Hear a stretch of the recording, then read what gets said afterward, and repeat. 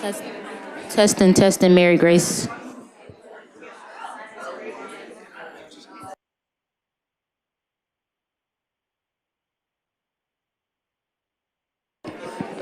Testing. See, these turn blue when.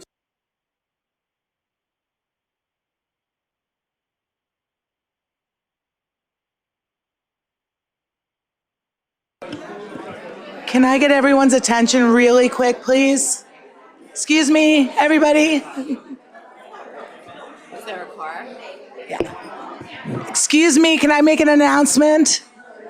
I just wanted to let you know if you are parked in the St. Pete College lot, you will get towed, so please move over to ours. There should be plenty of room in the back. If you're in the St. Pete College lot, which is across the medium, please move your car. We don't want you to get towed. Thank you.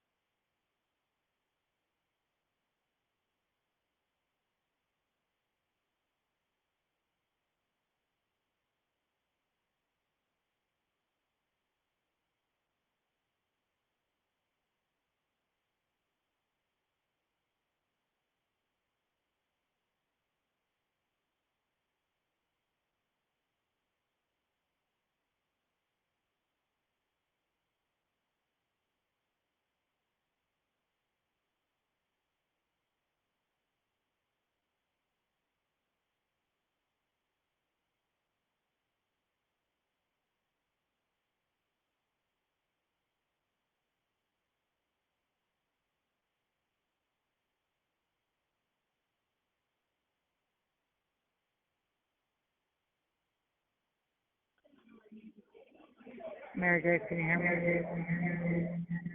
You are currently the only person in this conference. Please wait while others join.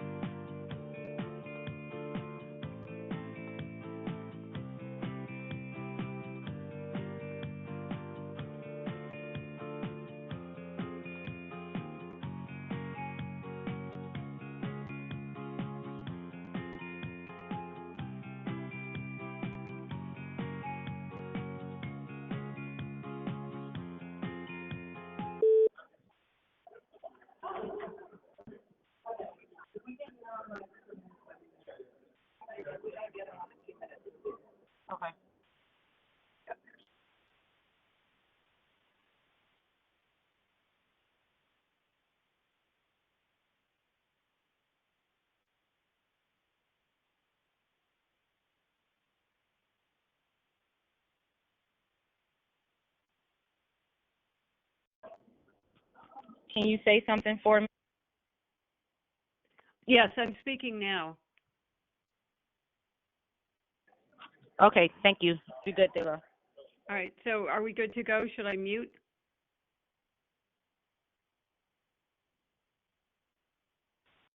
You are currently the only person in this conference. Please wait while others join.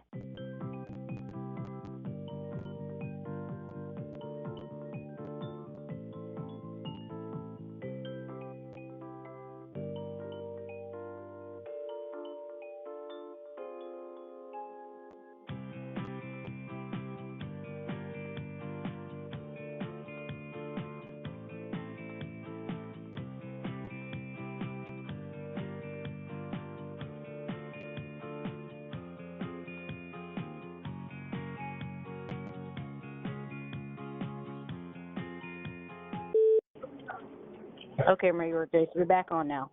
All right, so I'll mute now? Okay. Yes, please. Thank you. All righty, thank you. You're welcome. I call to order the meeting of the JWB Finance Committee meeting for Thursday, May 21st, 2026. We have just one action item on the agenda, and that is to approve the Finance Committee meeting minutes from April 30th, 2026. Do I have a motion? So moved. Second. We have a motion by Mr. Unks, a second by Mr. Latvala. All those in favor? Aye. Any opposed? Motion carries. Meeting is adjourned. Okay, we'll go ahead and call to order the board meeting for Thursday, May 21st for Juvenile Welfare Board. Please stand for the pledge. Ask Mr. Hendrick to lead us in the pledge, please. I pledge allegiance to the flag of the United States of America and to the republic for which it stands, one nation, under God, indivisible, with liberty and justice for all. All right, good morning and welcome, everybody. First up in our acknowledgement is the JWB 80th Anniversary House Resolution with Honorable Representative Kim Burfield. Is she here? No, not here yet. Okay, we'll move on to the JWB Kids First Cooperman Bogue Award with Karen Bogus, I'm sorry, Chief Operating Officer.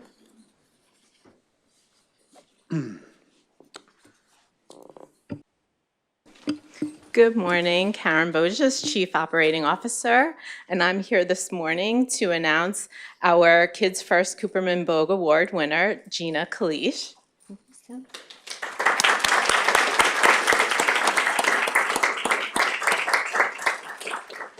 So Gina is a family support specialist with the Florida Department of Health's Healthy Families Program, but she is so much more than just that.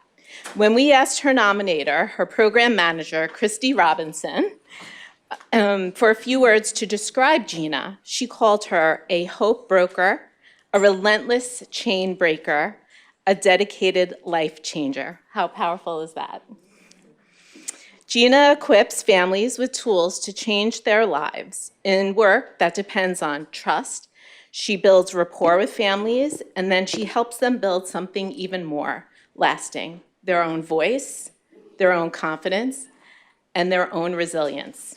Because of Gina, Pinellas children can grow up with stronger attachments, safer homes, and brighter futures. But Gina doesn't just serve families, she also strengthens her team. She's known for walking the talk and makes time to train and support new staff so that healthy families reach in the community just keeps on growing. We just love this example. Gina even launched a regular lunch bunch, a safe space for staff to reflect on the work and the big feelings that it can certainly bring, helping create psychological safety and supporting retention. And we also learned that in 2023, she was named the best home visitor across all Healthy Families programs in America.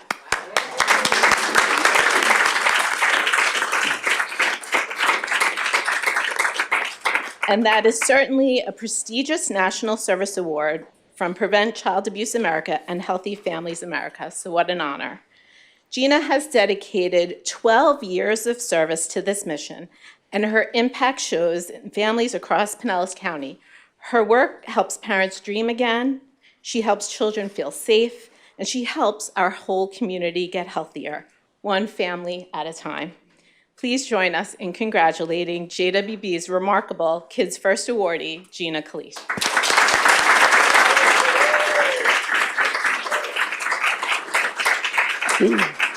Thank you. Receiving this award is truly an honor. Walking beside these families every day, just seeing the children and families and making a difference in their lives can be so rewarding. I want to thank my management team, Dominica Casey, Christy Robinson, for all the support they've given me over the years. They've been supportive and had my back numerous times in different situations. So I appreciate that. It does take a village to make it successful. So thank you for that, and thank you for the nomination. And I appreciate it. Thank you very much. I appreciate it.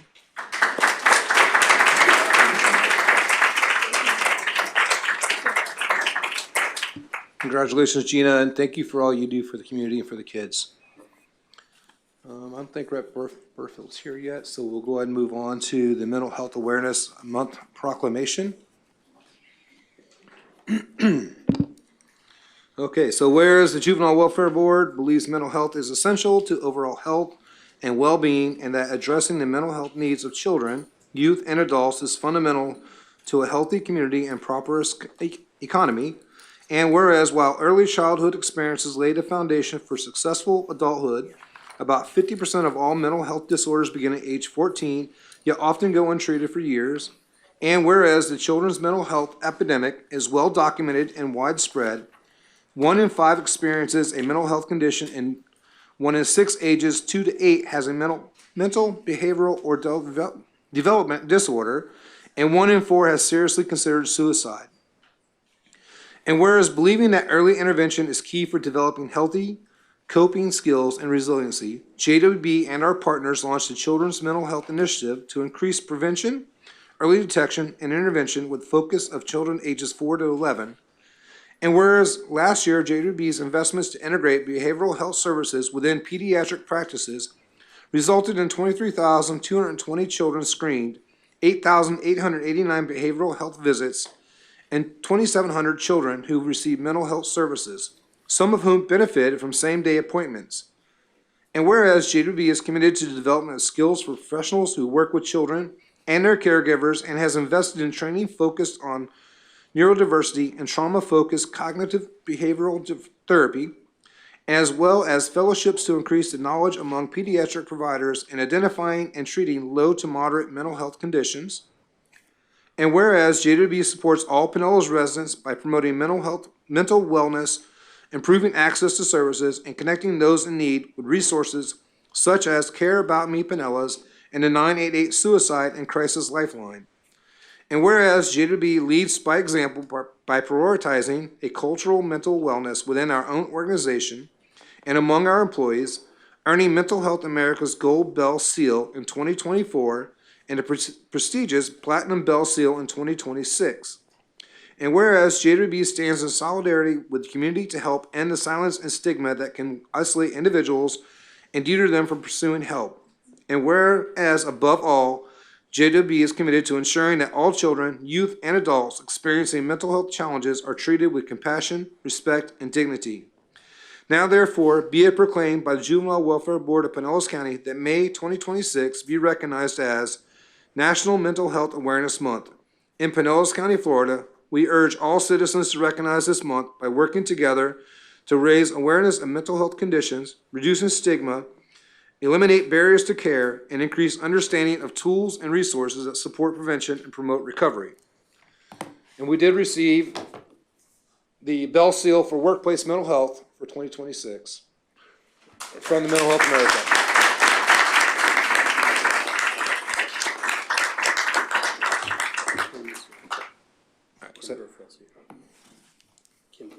Oh, she is, okay. Well, we gotta sign this, do a picture, and then we'll bring her up. All right, so.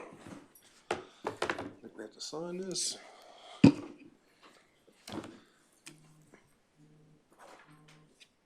That Ben doesn't write. Yeah.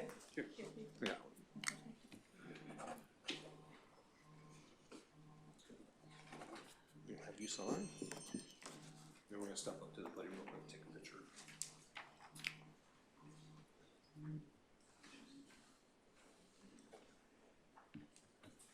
Where did you want to do the picture at?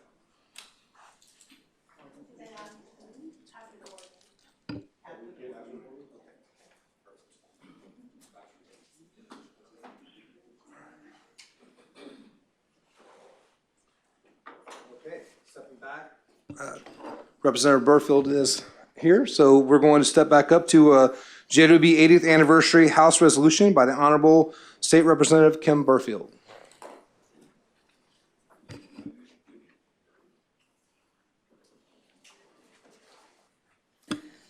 Good morning, everyone. Sorry about my voice. Needless to say, this is what the Tallahassee cred sounds like. But I'm home, and that's a good thing. So I would just like to thank you for the opportunity to recognize the vision that the Florida legislature and some of our Pinellas County local elected officials had in creating the Juvenile Welfare Board nearly 80 years ago. This is established by a special act of the legislature. JWB has proven to be a high-performing, data-driven organization dedicated to improving the lives of children in Pinellas County. As an independent, county-wide special district, its role in guiding community investments and safeguarding taxpayer dollars to ensure children have the opportunity to lead meaningful, purposeful lives is more important than ever today. The importance is clear when you consider that children make up approximately 16% of our population, and that their lives are the ones that actually will dictate our future. I'd like to thank you once again, each of you, for the commitment that you've made and for affording me the opportunity in which to present you a resolution from the Florida legislature, from the Florida House of Representatives, acknowledging the continued commitment to serving in their best interest and protecting against diversion of the purpose of this organization. Thank you very much.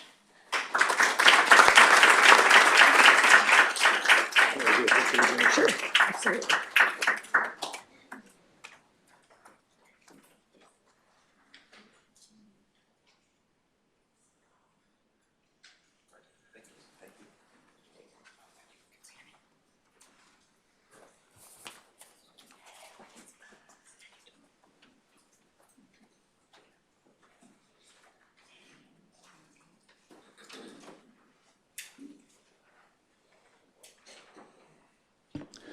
All right, I'm gonna change up our agenda just a little bit here.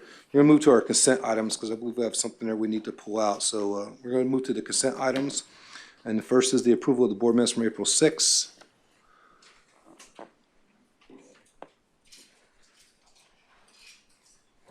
Move approval? Ms. Chia? So I believe that we need to, I didn't know if you were looking at me or what.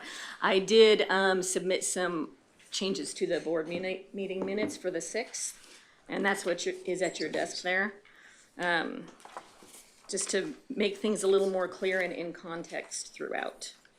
And those have been reviewed and confirmed by Colleen that they're accurate with what is in the video from the April 6th meeting. No, so those are Colleen's notes, and then this is, the red line is the other one, yeah. Right, there's two things at your place that Olivia put.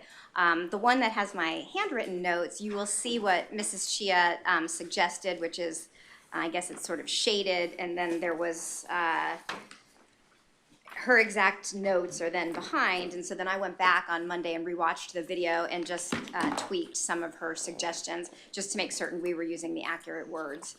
And so then that, I believe, is what Olivia redlined into this other document. So I vote to approve the minutes with the edits. Okay, and everybody should have a copy of those at your seat. Or I make a motion, I should say. Does anybody have a problem with the edits? I haven't had a chance to review them. Colleen, you think they're accurate? Yes, I do. All right, second. Okay. Any further discussion on the minutes? Seeing none, all in favor? Aye. Aye. Any opposed? All right, motion carries. Then the rest of the consent agenda, and we'll take a motion for the rest of the consent items on there. So move. Got a motion, second, any discussion? All in favor, aye? Aye. Any opposed? Motion carries, consent is done. We're gonna step back to the special report from the external review by JWB's policies, processes and procedures. Laura Brock? Good Chief. morning. Can I be present- recognized real quick? What's that? Can I be recognized? Oh, prior absolutely, to sorry. this? Yeah. I would like to suggest another amendment to the agenda and move the special report to where we usually have presentations, either after action items or after discussion. We've already started the special report. Yeah, because I called her up, so we can move to that. What part did you want to move to after that? So after the special report, if we're going to just continue with that, I think we should go straight to action item D and then proceed with the rest of the agenda after that. Okay. We can do that after the special report. She's literally standing there. Yeah, we need to do a Which is- special report first. That's what I said. I'm all in favor of doing that, right? I think that's what you're saying. Yeah. I think we should keep the agenda the way it is. Yeah, the other three items shouldn't take very long. I think that D is going to be a while, so, I mean, it's up to the board. I still request that I make a motion that we move D to after the special report. So, motion to move D to after the special report. I have a second. Seeing none, that motion fails. Okay, I'm sorry, Ms. Brock, would you please continue? No problem. Thank you for having me. I presented my report at the Finance Committee meeting, and I was asked to come here to give you a condensed version of that particular report that I provided. So let me move forward. So I have been retained to review perform some consulting services for some specific areas relative to some transactions and policies and concerns relative to the board. And to summarize those, the first one was to assist you with your audited financial statements, referred to as the ACFR, the Annual Comprehensive Financial Report. You were without a CFO and you needed to get that audit completed and filed, and that has been that's completed. The other areas I was asked to assist with is the proposal for the Auditor Selection Committee. I looked at some advances and repayments. And then finally, I was asked to look at some P-card transactions, purchasing card transactions. So I'll try to briefly go through those. You do have the report that I had provided. So relative to the ACFR, I performed the detailed review. That's been completed and filed. There were two things that were left to complete this process. The first one was to review the AFR, known as the Annual Financial Report. I did receive that this week. I have reviewed that. I believe that's due either today or tomorrow with the Auditor General. So that's ready to go. And then the last item is Pinellas Core Management Services. They are required to file a 990 tax return. And I have just received that draft tax return. I will review that as well so we can get that filed. It's been on extension, but normally it's not filed and completed until the audit is completed. PCMS is combined in your audited financial statements, and so that piece is just pulled out and reported on the tax return. As far as the RFP, the request for proposal for the Auditor Selection Committee, the remaining timeline is you have a meeting scheduled next Thursday, and that will be to review what's called round one, which is evaluating and scoring the top proposal sections. So all of those of you who sit on the Finance Committee are also a member of the Auditor Selection Committee, and so you have already received all the proposals and are scoring those or in the process of scoring those, and those will be discussed at the meeting on May 28th. At the conclusion of that meeting, there will be more than likely a top three or a top how many you decide to choose to return and bring in to do presentations. These would be the auditing firms that you would be considering to meet the needs of JWB. And then they will come in and present, and then there will be another meeting on June 30th. I will be involved with that as well. And then I've been asked to assist with reviewing what's called the audit engagement letter. Having sat on the other side of the fence as an auditor, I'm familiar with the language that's in there, and I'd be happy to review that and make sure that we've got all the information accurate and correct. I was asked to look at some financial and accounting practices, and they were narrowed down to 3 different areas. The first one had to do with the Clearwater Neighborhood Family Center relative to an advance that had been forgiven.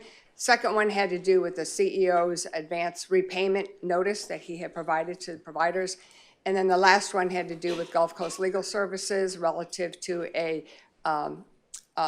balance of a book value of an asset that they had acquired with JWB funds and how that transaction was handled. So I'll try to briefly go through these. I don't want to go through all this information that we spent the time at the Finance Committee meeting. But the NFCs go back many, many years. There's been a history around them, why they received an advance, why the advance was changed, and so forth. But the bottom line is that the language in your policy and in all the contracts state that the repayment terms are to be determined by the CEO. And in this particular case, it was about $134,000 advance that had been provided to Clearwater NFC. They had made a repayment of approximately $73,000, and there was a balance of $61,000. I did take a look at their audited financial statements, and they had they didn't have a very strong balance sheet. They didn't have a lot of cash reserves and cash funds. And so as a result, they made the decision, apparently in conjunction with your team here, that they used the funds to pay their payroll and make their accounts payable bills before the end of the term of the agreement. And as a result, the CEO made the decision to forgive or write off, or whatever term you want to refer to it as, the remaining balance of $61,000, and I felt that that was fair and reasonable. On the advance repayment notice, so over the years, in addition to the NFCs getting advances, your policies has changed over the years to allow other agencies to request advances, and several of those have taken advantage of that to get advance funds. The CEO had made a decision to notify all the providers that all the advances would need to start making repayment on those over a 12-month period beginning the next fiscal year. Looking at all the language you have in your contracts, all the language you have in your policies, the CEO has authority to make that decision and to make that call. And then lastly, with Gulf Coast Legal Services, they had acquired some funds from JWB to purchase a website. And the way your policy reads is that if there are any assets that are acquired with JWB funds, they are required to return that to JWB at its book value at the end of the contract or at the end of the term. And in this particular case, you amortize or you depreciate a website over a period of years. The net book value was $11,000. They're not going to return the website to you, obviously, because that's something that they had developed. So there was a balance of $11,000.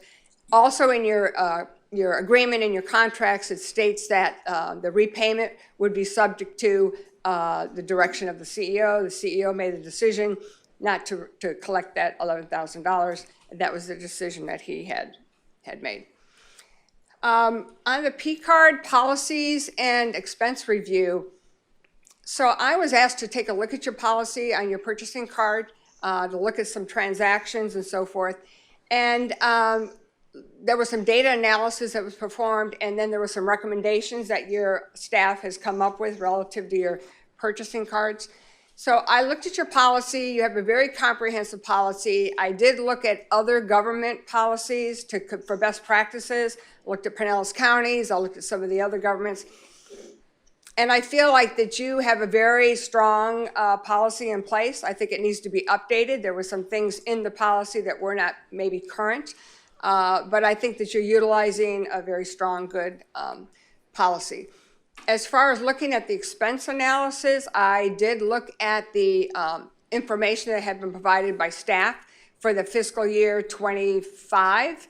It appears as if all of the expenses were within the department, and you have a very comprehensive budget process that everything's approved by line item, by department. It's very specific. Having sat on that side of the fence, I'm very knowledgeable with what goes into calculating and determining those budget amounts. I also felt like you had very strong controls with Bank of America, and that's the platform you use for your P-card transactions when you upload the documents and you upload the controls within the organization here. I felt that those are very strong. I happened to be involved with that process when I was here working as CFO, so I know that those controls are in place. I did want to point out that I have not looked at any of the supporting documentation for all of the expenses that were acquired using the purchasing card. But I did review and look at the vendors and the amounts and the departments and so forth, and I did not notice anything that was unusual or uncommon. As far as recommendations, I do recommend that you update your some forms that you were using that were not current.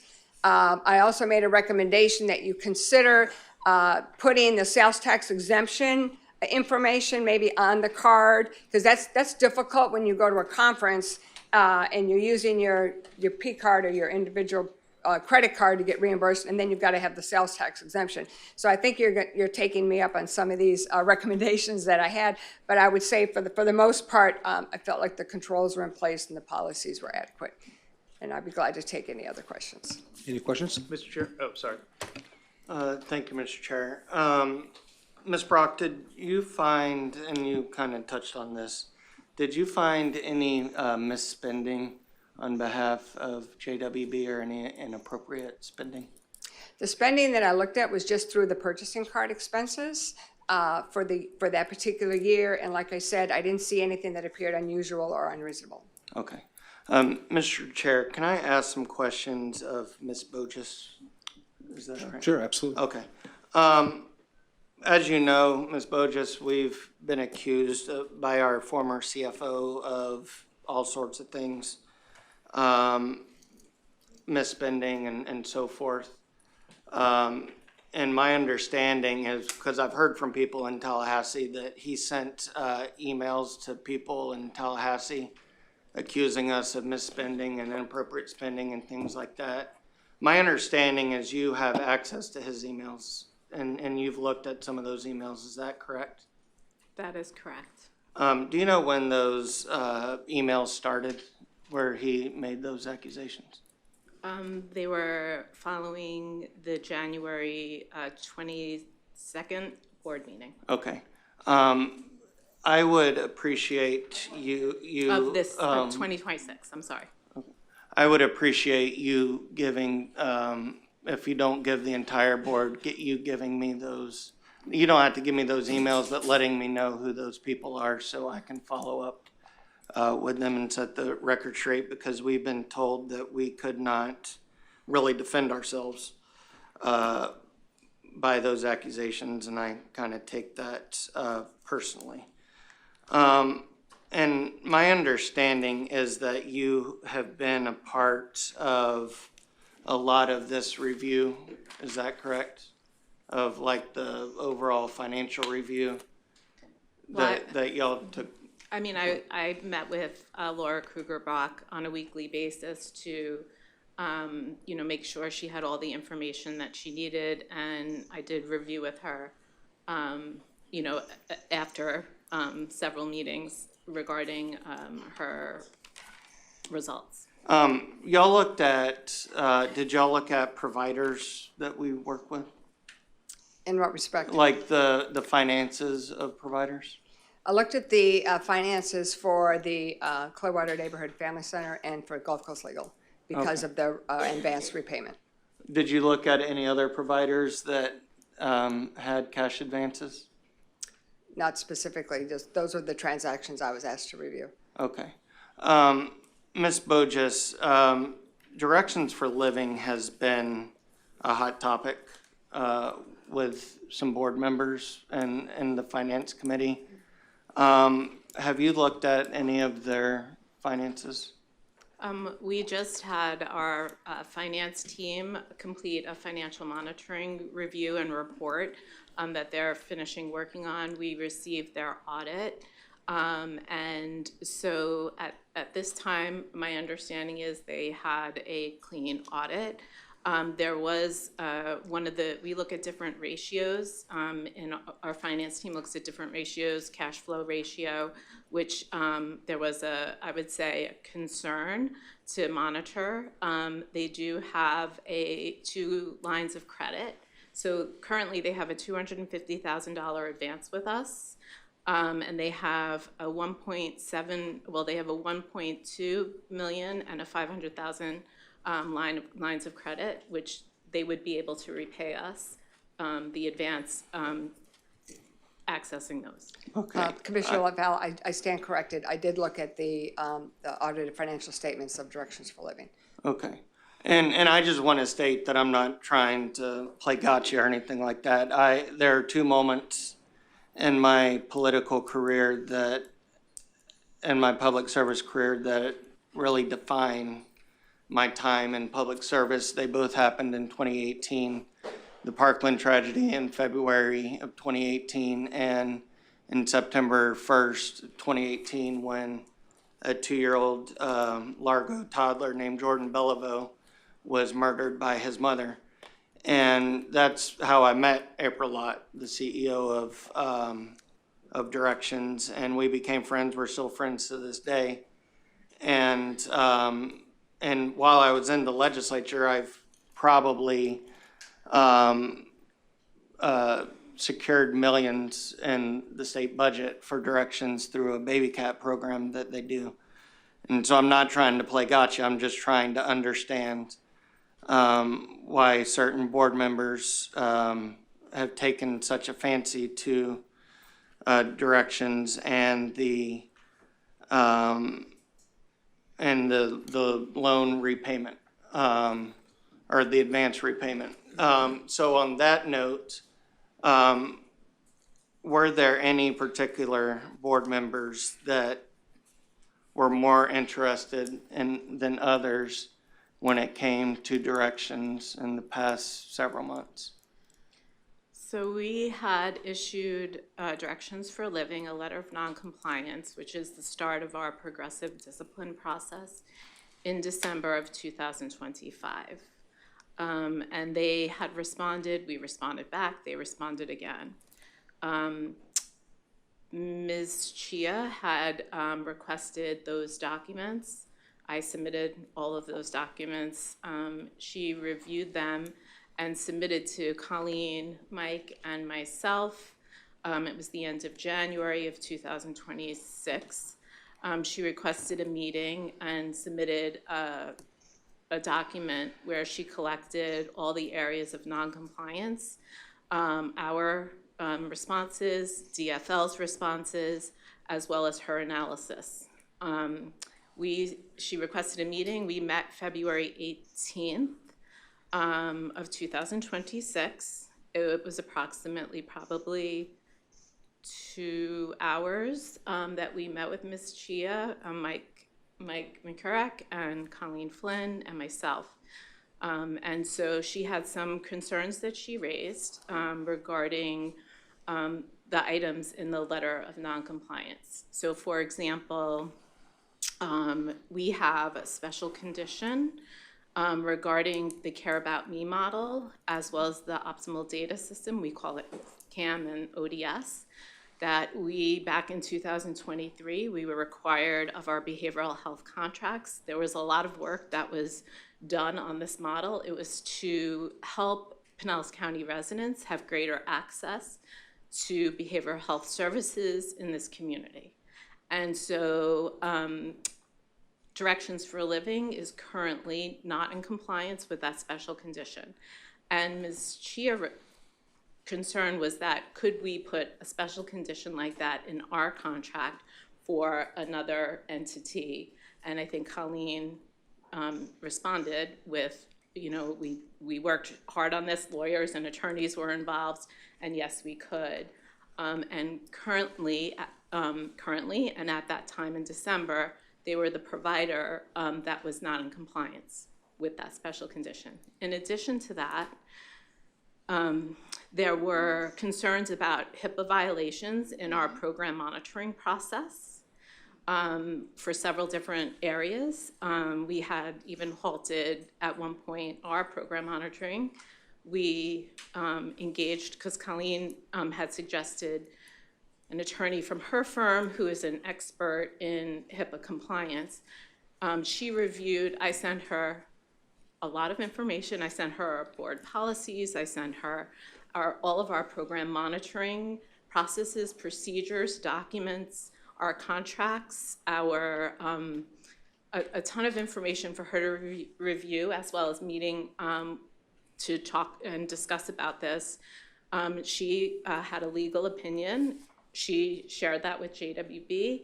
I then shared that with Directions. And as I understand, the last I had heard from Directions Chief Operating Officer is that they were going to have their legal review that. So that's where that is. But we were able to move forward with completing the program monitoring. As the memo from the attorney said, we were not in violation of any HIPAA. So, and you mentioned Care About Me, and we call it CAM for short at the county. And it's a county mental health program. And the county no longer does business with Directions because they don't cooperate, or they don't participate in CAM. And that's one of our conditions at the county level. And I've shared my concerns with Ms. Lott about that. And I'm disappointed that they don't participate in that. They're not the only provider that does not participate in CAM.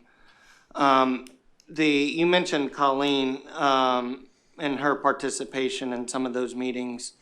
Have you, since Ms. Chia's involvement in Directions and her advocating for Directions in meetings and follow-ups and so forth, and her involvement with our attorney, have you noticed that the attorney billings have increased the last several months? I think the billings have increased for not only this issue, but Right. Other issues? Okay. After the initial meeting with about Directions, were there follow-ups that Ms. Chia had about Directions and other issues that she had, that she advocated for Directions about? She had sent several emails of follow-ups asking further questions regarding our monitoring processes, and I think I was able to answer all of those. Okay. Mr. Chairman, with your permission, can I have Tyler give one of your employees a flash drive? Sure.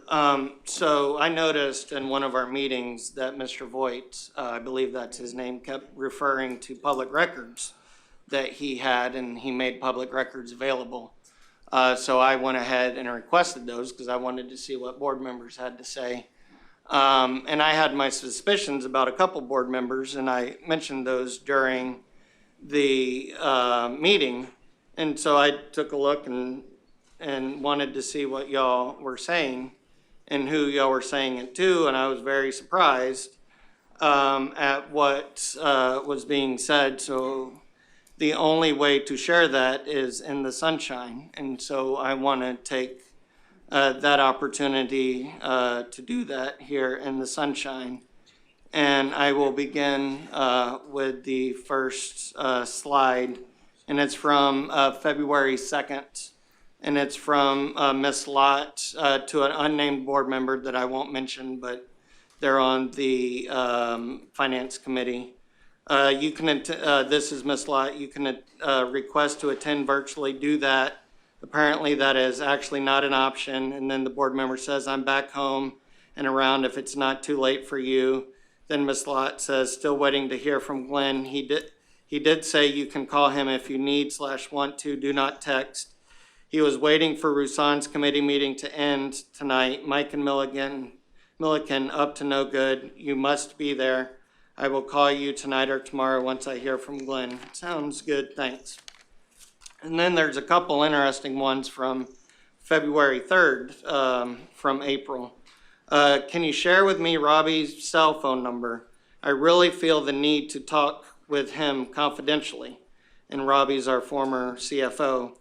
And this, and Renee responds, "Of course!" exclamation point. And I won't read Robbie's cell phone number. She, 5 minutes later, she texts an unnamed board member, "Can you share Robbie's cell with me? I need to talk to him." Also from February 3rd. I will remind each board member that 3 days earlier, we had a lot of one-on-one meetings with our attorney, and were told that we could not talk about Robbie because he was placed on involuntary administrative leave with pay, and we were given what was supposed to be confidential information. And in the letter that we were given, it says, and I quote, "In the meantime, you may not contact," and this was a letter to Robbie, "In the meantime, you may not contact JWB employees about JWB business or work on any JWB business unless you are instructed and approved to do so in advance by the Director of Human Resources." So apparently a couple of our board members didn't really care what legal advice we... Commissioner Latvala, can I just interrupt for 1 second? Backing up a little bit, did you say it was a text message between board member to board member? No. Oh, okay, No, I didn't understand, that's why I was to asking. April. Okay, To April, gotcha. yeah. She had texted two different board members. And then there was a letter that we were also given about Robbie that I'm not gonna read. And then Renee, this is from February 9th to an unnamed provider, not Ms. Lott, but somebody else. Yes, ... That's why I recommended the board to read for themselves the fact that Mike and the JWB staff response was to cover it up and try to shine that poop emoji instead of acknowledging the clear message and opportunity for improvement is what concerned me most from the organization culture perspective. They're not interested in listening, improving, or collaborating. That's what we need to fix. And then next slide, please. On February 20th, we were all in this room interviewing CEO finalists. April writes at 12:28 to Renee, and I quote, "He has a planned answer for Enron." Renee's response, "LOL, I can't imagine what that would be, but the board had agreed that we can't ask questions outside of the ones we agreed on, so total softball." Next slide, please. And then I guess, I believe the attorney asked for Renee's notes, and so here they are. You can see she put them into Google AI, and there's the AI overview. And then on February 25th, April to the same unnamed board member as earlier. "Sorry for the early morning text. Can we jump on a quick call at 8:30 before our finance committee meeting?" Sure, I do have a 9 a.m. I will call as close to 8:15-ish as I can. It won't take long. I will add that that board member has made motions that have benefited Directions for Living during our meetings. I believe this is at the end of April, or I'm sorry, the end of February, where Renee writes, "No worries, I really concentrated and squinted and could figure it out. There are incorrect facts in that too, so I will be talking to her about it today." April responds, "Please, they're talking about one of the Tampa Bay Times articles." Next slide. And then this is Renee in an email to Alexa Koltoff from the Tampa Bay Times. Next slide, please. Another email where she's sending something to Alexa from the Tampa Bay Times. And then the next slide is a letter from her attorney. At the end of the first paragraph, it says, Ms. Chia would confirm that she was not the source of, and I quote, "any leak notice to the Tampa Bay Times," end quote. That is the extent of her position on this matter. And then the next text is the, I believe, February 26th. Renee writes, "The rest of it is whatever, but I will demand they get this right. If their comments were from that day, I can prove they lied." April writes, staff don't, Robbie, that his applying for the job was an act of insubordination.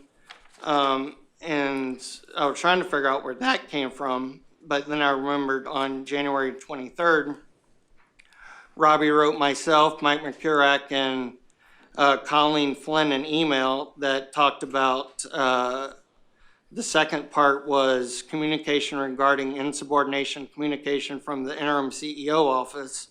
And I remember talking to Colleen that day, and I asked her to forward that email to the entire board. But that was also after she had asked a couple of our board members for Robbie's cell phone number. February 27th, Renee writes to April Lott.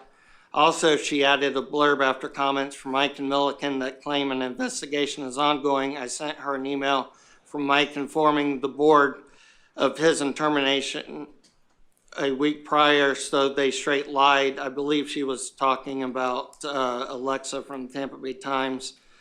April wrote, wow, wow, wow. Renee wrote, of course, no one will understand the significance until later. Then there's another email about where April sent Renee an email about the program advance repayment, which isn't really that big of a deal. On Sunday, March 8th, Renee sent April Lott the interim CEO contract. And then the next slide, please. Yeah, this one is pretty interesting. Renee writes to a unnamed former provider, not April, but somebody different. LOL, they were honest. Enjoy that read, but JWB hasn't done anything positive with it. The approach has been to cover it up or deny it. They further deny their part in any conflicts. It's an organization-wide cultural problem for sure. The gentleman says, not surprised, but disappointed. Renee writes, yes, indeed. That is why I'm laser focused on regime change. By the way, this exchange was from January. The gentleman writes back, and staff, please. And she writes, it goes from top down. So my question to Ms. Chia is, which staff is she interested in firing? That's a lot to unpack, and I didn't know we were doing slide decks, or I would have brought up the things that you had in that production as well. Okay, So I might. Which staff are you interested in firing? Well, I'm not interested in firing any staff, and I think you're jumping to a lot of conclusions. So let's just unpack this a little bit. Last slide, please. I think I should be able to respond. So go ahead and finish. You can read that one if you'd wish. All right. So I was taking some notes because, again, that's a lot to unpack.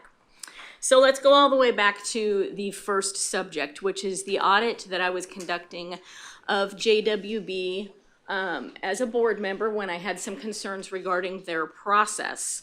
As everyone is well aware, I am a compliance professional. I worked for the Department of Managed Healthcare in California for 14 years in a number of capacities, including in their Office of Enforcement, in which after that I went to Anthem Blue Cross and worked for their Medicaid program, standing up a compliance program for 7 years, and then from there moved within that same organization to the commercial side of the business, where I helped stand up a compliance program across all 14 markets for Elevance Health.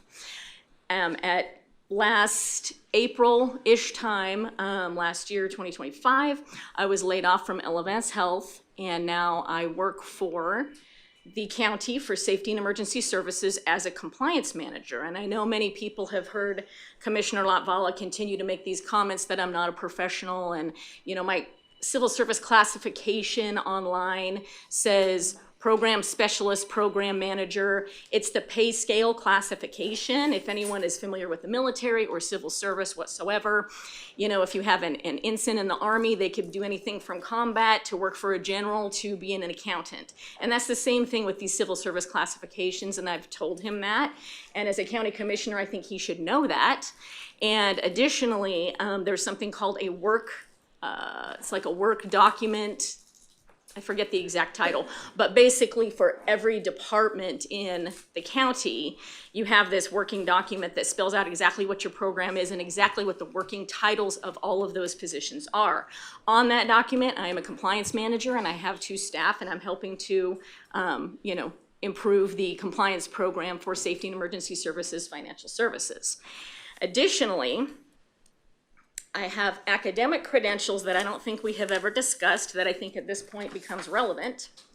My degree is in anthropology. I have a minor in English, and I also am certified from the California State University, Chico, in applied cultural anthropology.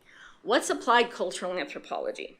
Applied cultural anthropology is the use of anthropological theories, methods, and insights to identify and solve practical real-world problems. It acts as a bridge between theoretical research and tangible action, focusing on areas like health, business, development, and policy to improve communities. Key characteristics, I'll just read a few of these because there's a whole lot. Anyone can look this up on the internet, feel free. One of them is practical focus. Rather than just studying a culture, applied anthropologists work to address specific challenges such as improving healthcare delivery, enhancing business practices, or aiding in community development. Fields of application, develop culturally appropriate health interventions. In business, understand consumer behavior or corporate culture. As a policy advocate, providing data to government agencies or NGOs to inform social policy, among other things. So that is my credentials. And with that as the backdrop, I had some concerns that were raised to me as a board member in my capacity as a board member regarding the way that audits were being conducted of providers, not just from directions, but from other providers as well. And so I specifically asked for this directions information because I knew what was going on at the time, and I had some concerns about how providers were being treated. Again, we've had that theme. I've brought up that theme.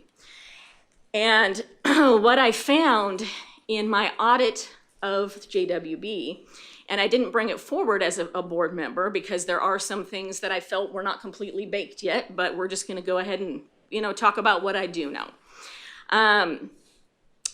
They were issuing demand, basically kind of like a demand letter. It's not really a formal discipline. I forget the term of that particular letter, the first level. Anyway. Letter of non-compliance. Thank you. Letter of non-compliance, right? So it's the letter before you get like a corrective action, which would be a disciplinary action, right? So that level below, they went to directions specifically, and they asked them, they wrote this letter and they said, here's everything we think you're doing that's non-compliant. Like, okay, I'm reading the letter. They provided directions, no backup to any of the allegations that they made in that letter. They just made assertions. And so Directions for Living was required to respond to that letter within 2 weeks. But they weren't given any backup or information as to where those allegations were coming from. Additionally, some of those allegations were things like finding them at fault for turning in documentation late when they had requested from JWB for an extension, and that extension was approved. And Directions was able to provide documentation to show that those extensions were approved, yet they were written up as being problematic for not turning in timely documentation. So one of the questions that I asked when we sat down was, why would you write this up as a finding if you approve the extension? If you don't want to approve the extension, don't approve the extension. Then they have to get it in on time. And then if it's late, you can call that late. And the response was, well, they just asked for it a lot, therefore we didn't like it, essentially, so we wrote it up as a particular problem. There was a number of other problems in that audit. Specifically, one of the things that was raised was around the HIPAA issue. Colleen did provide me in that meeting a opinion from her attorney. However, I want everyone to be aware that I got the email that also included the question that was asked. The question that was asked of that attorney was not the question at issue. The question that was asked of that attorney, I agree with that attorney's opinion on that particular question. So what's the question? There's a situation with Directions for Living where they have a relationship with, what do you call after-school programs, okay? So there's an after-school program site. Directions for Living staff go into that site to do particular training with the individuals there, with the teachers there who are not Directions for Living staff. The building is not Directions for Living. Not all of the children are JWB covered children. So let's just keep that in mind. And so they wanted to go in to do oversight. One thing that I think everyone needs to be aware of HIPAA also is that there's something called the minimum necessary rule. When you're doing oversight as a government entity, you're supposed to only ask for and or be as invasive on the individual entity as is minimum necessary to do that task, that oversight task, to measure, right? So JWB staff was asking to go into the facility to observe what was happening with Directions for Living staff. Directions for Living staff is observing the teachers and then going up to the teachers and giving the teachers hands-on counseling on how to better interact with the children if some of the children are having issues or behavior problems or things like this. Then there's another phase of the program that if it gets more intense or there's bigger behavior problems with the children, then that staff will go sit with that teacher and the children and do one-on-one teaching between the children and the particular teacher or staff member to teach them certain techniques. That starts getting a little muddy in behavioral health world as far as that could be considered therapeutic, that could be considered therapy training, okay? Then there's a third phase of the program where some kids might need to have referrals to do individual one-on-one therapy at home with their parents. So, and then JWB staff is going to observe some of that as well. So for the JWB children involved, of course JWB ensured that they got HIPAA signed forms from the parents for those children. However, the center, the actual daycare center or after program school center is the one saying that you can't come in here because and observe all of this in the classroom because some of their children are not covered under JWB. So even though both entities are covered government entities under HIPAA, JWB's contract is with Directions, it's not with the center. So either JWB needs to get a contract with the center or make some other kind of arrangements. In the past, this was never an issue before Mike was the interim CEO. In the past, Beth Houghton and other CEOs came up with a workaround to do that oversight, right? And with the minimum necessary rule. So they would do Zoom calls and other things to do those observations so that they could ensure that they weren't observing kids that may not be covered under that particular HIPAA window. So I did let Colleen know that after we had our meeting that you asked the wrong question. I would like you to go back and ask your attorney the right question. I never got a response to that.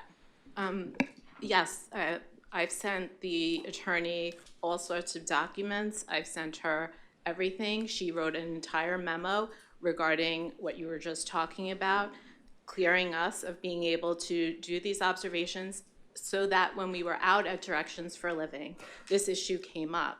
And it was said that while one of our staff were out at, it's an early learning center, it's not an after-school program, but at the early learning center itself, the director took our staff around the center to see all the classrooms. The staff said that our staff were not allowed to observe the classroom, what was happening in the classroom due to HIPAA violation. Later, at Directions, they reviewed the memo, all of that, and said we are now able to go in the classrooms and observe. So I just share that with you because happy to send all of you the memo written by the attorney. Yep, so I did read that as well, and I read the back and forth and the information that was provided that attorney. I'd prefer to sit down and speak with the attorney, and I'd be happy to get you another opinion from another healthcare attorney on that because I think that you're not asking the right nuanced question. It's very difficult. I didn't bring it to this board as a violation. obviously, because it's a very sticky legal question, right? So it's just something I was looking into as a board member with obvious concerns. Additionally, in the latest audit where JWB went into directions for living, my understanding was the staff was insisting on sitting in on a one-on-one therapy session with a child and a therapist. I would like They to. had a HIPAA form signed, however, minimum necessary. I would like to know from you, what is the business reason or the business oversight that is going to help you with from an oversight entity? We never, in all our behavioral health contracts, we do not sit in one-on-one counseling sessions. I want to be clear about that. That absolutely does not happen. Well, when you go to the kids' homes also. Well, there's home visiting services Home that visiting occur. services, okay. That include case management services, And that's peer different from mentoring. my understanding. So that is not what I heard. I heard that your staff was sitting in on a one-on-one therapy session with a child, which even though you have the HIPAA signed form, again, I've said over and over, the law tells us what we can do. Ethics and compliance tells us what we should do. And the minimum necessary rule tells us what we should do within all of HIPAA. So what would be the business reason for needing to do that and not giving some other kind of arrangement for directions for living, even in the classroom situation? It seems like everyone before was able to come up with a workaround. Anytime that we're going to be interviewing a parent or sitting with a parent and a child, we get permission to do so. So I just want to share Understood, that's that. what I said. And so that's number one. Number two is we do not sit in individual counseling sessions. Well, that's not what I heard, but again, let me get back to my comments to Commissioner Latvala. As far as the CAM goes that you mentioned, I have heard not only from directions, but from other providers, and I have read it myself, and the CAM actually requires providers to use certain like criteria, like I would say like evaluation, okay, evaluation tools, right, that are developed within that. And it goes in opposition to what directions intake and forms are, right, their process. So there's more than one school of thought out there. There's more than one curriculum, let's say. The CAM says that they absolutely have to use this for these referrals, but it also says something about referrals can still go to those people without using this tool. So again, this is a legal issue that is being brought up really flippantly that is much deeper than this board. This is stuff that I would refer to somebody, not sit here and try and say I'm the legal expert of, right? But they are definitely board member concerns. I would hope everyone would agree with that. Additionally, as far as you raising the issue about attorney money increasing due to my inquiries and them asking for additional, opinions of their attorneys, I never asked for that as a board member, just so you're aware. They did that themselves. Again, I was really just doing an oversight review. I was looking for findings. I was looking for issues based on concerns that providers brought to me, which I would think is what a board member is supposed to do. I'm pretty sure that's the job. As to the, okay. Now we'll go ahead and address some of the things that you brought up with, your fun little slide deck. As to the little Robbie comments, and the conversation with that, providing a phone number and this and that, you did make a statement where you're jumping to a lot of conclusions about what that was and what that wasn't. And I would have to review the text string, I think, again, to really tell you what was going on there. But whatever statement you made is just you like to take, one little piece and jump to conclusions a lot. I've noticed that. As to the Enron comment, I had mentioned when I had reviewed the resumes prior to the interviews, I had reviewed all the resumes, and you'll hear from my attorney in a little while regarding these defamation comments. I did my research as I do. I reviewed all of the resumes, all 3 of the finalists, and I did a deep dive on all of them, and I had questions for all of them. And I wasn't sure when we got here that day what the rules of engagement were going to be for that particular process. So I was prepared, as I always am because I do the homework, to go with any eventuality that could happen. So we got here for the first hour, decided to just ask the questions that Mary Grace was helping us craft, where everyone was just going to ask one question of each candidate. And I asked Chief the day of, because we were supposed to talk about rules of engagement, what the board could all do, right? So I said, well, can we ask follow-up questions to these questions? And can we ask any questions off the resume? To which Chief said, no, absolutely not. That wouldn't be fair and transparent. We need to just ask them the question and that's it. That's all. That's all. Okay, well, that's different from a lot of interviews I've been in, but in government service, I have also done them that way. So I was like, okay, I could go either way, that's fine. That particular comment was, obviously a text issue. I had told my friend that I had found that I had concerns about that I was going to ask Mr. McCurrack about in the sunshine. That's basically it. That explains that. There's nothing more to that. And then the day of the interviews, when we were going around, it was also Chief's idea at that time to go ahead and say, let's kind of start at one end and let's have all of the board members give their observations about all of the candidates and just say what they think and say where they are right now. And so we did that, and every single one of the 11 board members gave their observations, concerns, and thoughts about all 3 candidates, myself included. And that particular information, because I didn't get to ask questions about it, I still felt that it was relevant information for the board to have in considering a CEO for the top of this organization. I'm just appalled that anyone is treating it like, first of all, defamation, and second of all, like that. Why is that not a concern for who is leading the top of our investigation or the top of our organization, right? So I think that that's just all fair and above board. As far as, the research that you pulled up, and we're talking about, snickering about the AI or whatever, everybody uses AI, first of all. And that wasn't notes, that was really just the AI, printout. So he asked for my research. I provided my research and notes. My notes were minimal. They were, on people's, resumes, whatever. I provided that. Let's see, as to the Tampa Bay Times issue.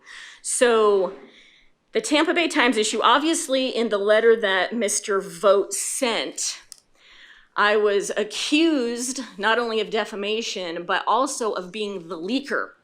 Because somehow the demand letter that the CFO had issued raising financial concerns with this organization, they were flat out accusing me of being the leaker and sending that to the press and getting it out there and whatever. So, I was not the leaker. Probably 2/3 of his demand letter were based on the fact that I was the leaker. I wasn't the leaker. That pretty much put that to rest. But as far as the article, after February 20th, there was an article that came out from the Tampa Bay Times from Alexa Koltoff, and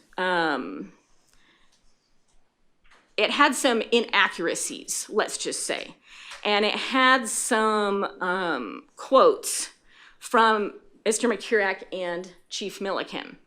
And what those quotes indicated, and I saw them speaking with her that day, so I'm pretty certain that they made this assertion on that particular day. And if you read the article, I don't know that you could take it any other way.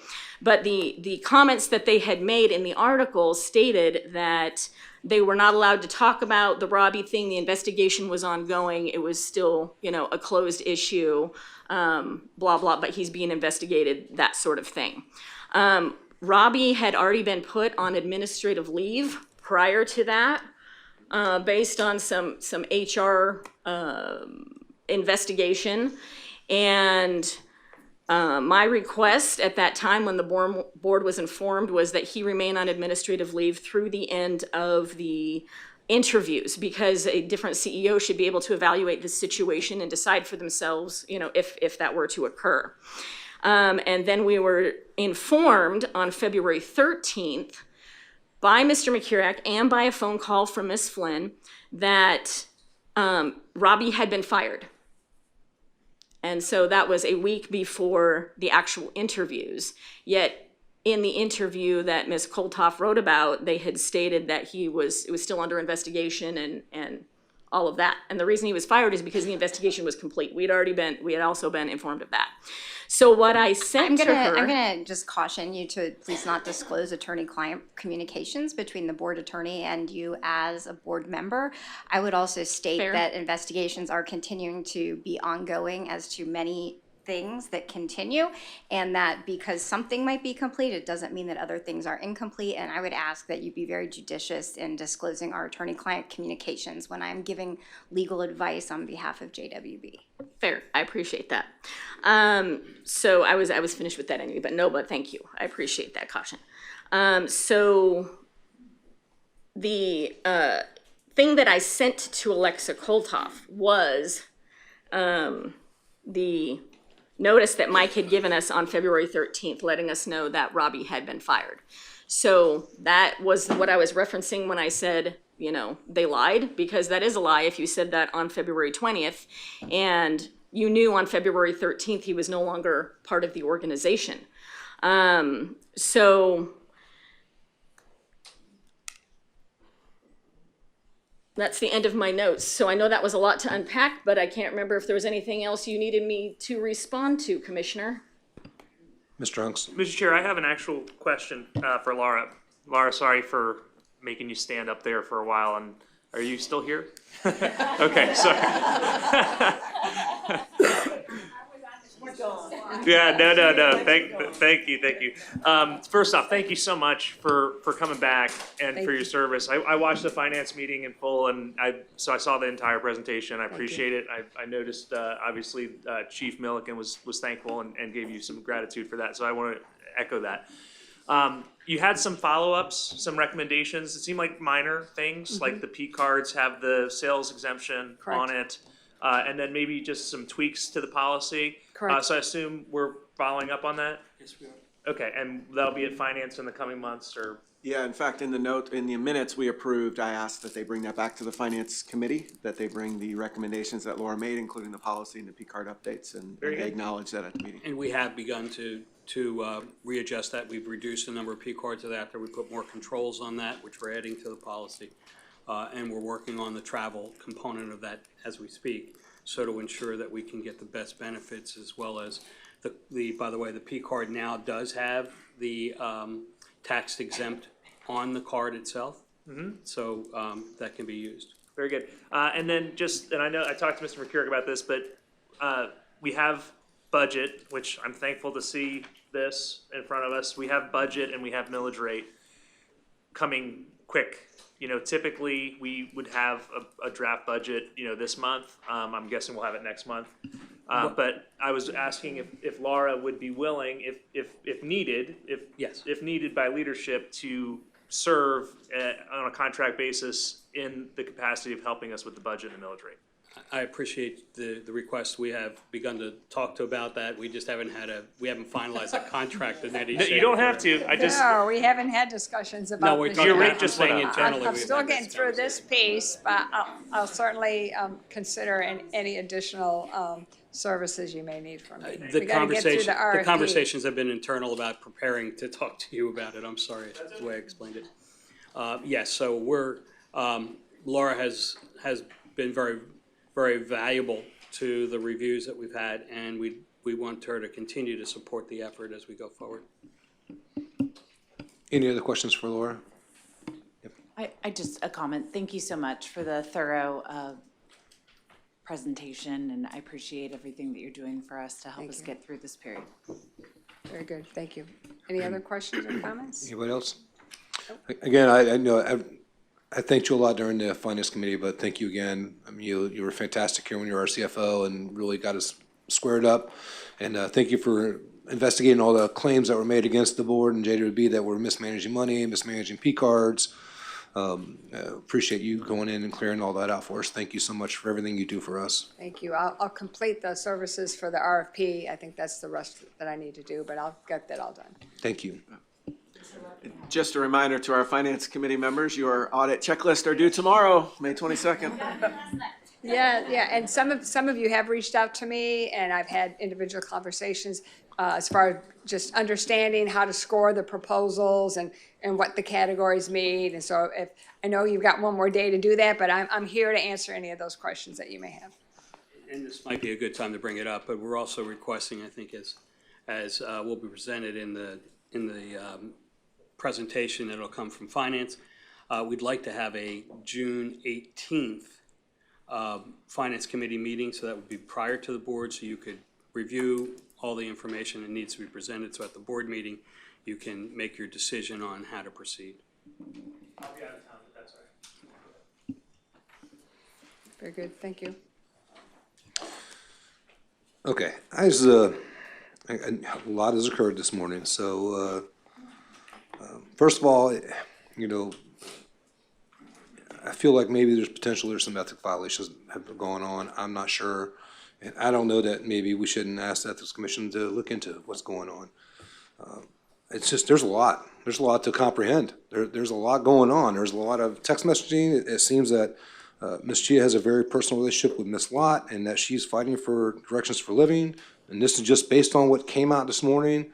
I don't know, you know, that's not our job as the board. Our job is very clear in the statutes and the charter what our job is as the board, and that is to make sure that the tax dollars are being fiscally spent correctly and that the budget is good and that we're being responsible to the taxpayers of Pinellas County.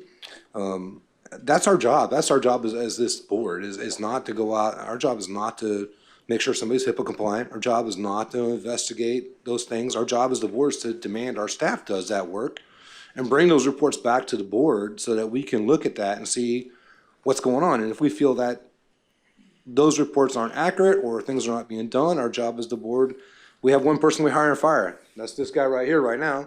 So that's the only person we hire and fire in this organization. If we don't hire and fire everybody else, that's under the CEO. That's not uncommon in special districts. And quite frankly, if you read Chapter 189 and the other chapters that we fall under, this is what special districts do. The board is responsible to the taxpayers for the budget, for the money, for the millage rate, and to make sure it's all being spent correctly. And that's what you hire staff to do, to go out and make sure that happens. And if that's what we think is not happening, we should be in the sunshine at this board demanding the staff go do these things that are happening right now. And I haven't heard that from this board. The demand staff goes out and looks at these compliance issues. I just wanted to make that comment. I just don't think that, you know. Can I respond to that, Chief? Sure. I just want to make it clear that I was asking questions that I think are oversight questions and reasonable. I never received any pushback about providing that information. I was doing a review, and I'm not the one who brought it to the board because there were things that were fine and there were things that I had concerns about. Concerns are, if it rose to the level that I really felt that there was something that needed to address here, yes, I do think that things are not industry standard with what is happening, right? But that's the lane where my compliance ends.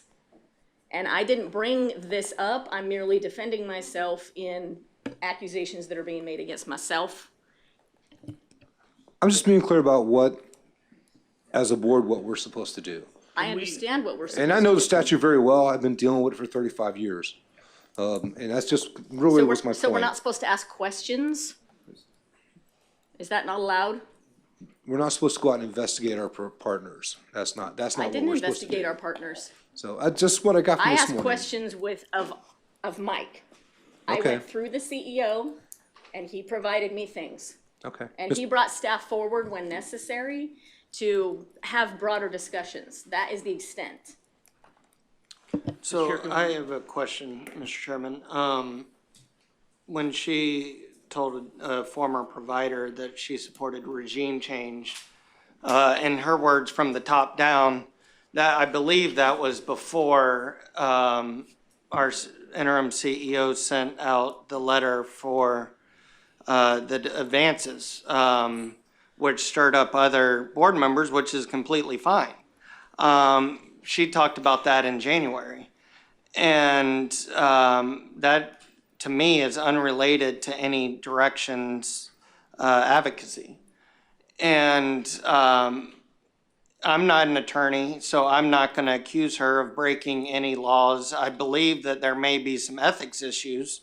But what I'm concerned with is, did our attorney that works for us, did our attorney never say, hey, you're going too far by, directing Ms. Bogus and, accusing people of not being HIPAA compliant?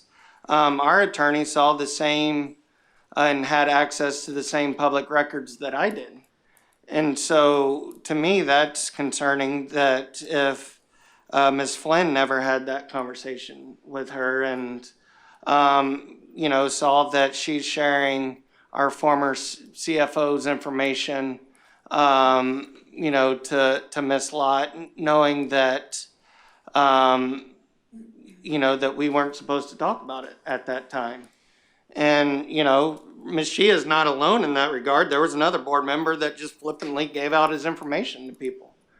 And so, there's, either our attorney's not putting her foot down or people on this board just don't respect her. I mean, so there's something there that is an issue in my opinion.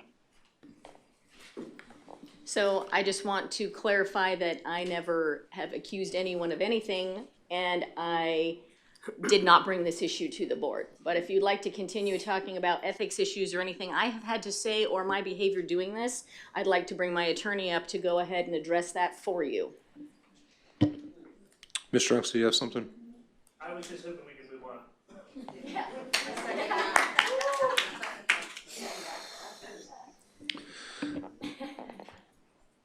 So one other thing I just want to bring up that I brought up to the Finance Committee, and is something that I actually had already brought to the CEO, because currently under our policies, the CEO is the one who handles the repayment of the money that we allot to people to get started, things like that. It came to my attention that we had a few people that have startup money that haven't paid it back in a very long time. And I find that unacceptable.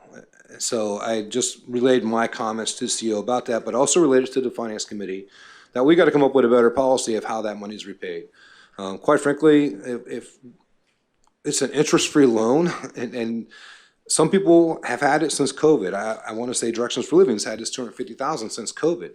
It should be paid back in that first year. And in my opinion, and I brought this to the Finance Committee, so this was under the record already, is that we should, when we give that startup money, is to get the program off the ground and get it moving, so that, we've vetted the program, our staff has vetted the program, they believe it's right, we're giving them money, get it going. But over the course of those next 12 payments that we're providing to the providers, that money should be coming back out and coming back to JWB, so that startup money comes back to us. So it should be programmed that way, so the money's not just sitting out there. Nobody's given 0% interest loans that I know of for 6 years, 7 years. I mean, that's insane, and that's taxpayer dollars. So we should get that money back. I'm not opposed to giving the startup dollars, and I said that because I think that people come up with great ideas that help our kids in Pinellas County, and create new programs that we don't have to get stuff off the ground. I'm all for that. Let's do it, but let's get the money back to JWB so that money can be used for something else going forward. And I did bring up to the Finance Committee, and we talked about that a little bit. We did, and we asked the staff to come back with some different ideas. We said coming up with a one-size-fits-all repayment program from the very start is not practical, because startup costs are used for different things, but that the staff would come back with some recommendations and then work with providers on those recommendations so that they're reasonable. So we expect that to come back sometime to the Finance Committee. Yeah, and I just want to put it out there to our regular board meeting, just because a lot of people don't attend the Finance Committee meeting, but that was what I brought up. I'm confused as to where we are on the agenda. Is this just a separate subject? Well, we were talking about all those other money, so I just wanted to put it out there because I talked about it at Finance Committee. We're going to move on to the. Yeah, and we had talked about that issue, I think, as a full board before, and the only thing that I had a concern about was not having a program to have that money returned, but just that the interim CEO would send out a letter and do that as an interim without coming to the board prior, because it was a position change from what the prior CEO had in place with those providers. And that's the extent of that. I just want to make sure the record's clear. Yeah, just because someone does something in the past doesn't make it right. So, it's up to the new CEOs to do what they got to do. Right, but as an interim, I would think that would be something that should have come to the board. That's my opinion. That's fine. Thank you. That's fine. All right, we're going to move on to our action items. Action item A, approve the community council appointments. Ms. Garcia. Good morning. Yaridis Garcia, Community Engagement Manager, and I'm here to present recommendations for appointment of 4 community councils. I will do 2 for the Mid-County Community Council, and Kelly Santos will appoint 2 for the South County Community Council. But before we do that, I would like to acknowledge community councils who are here present. They are in our community every single month, making a difference, impacting, connecting, creating partnership for the betterment of what exemplifies the JWB mission. I would like for you to stand up and being acknowledged. Thank you for being here today.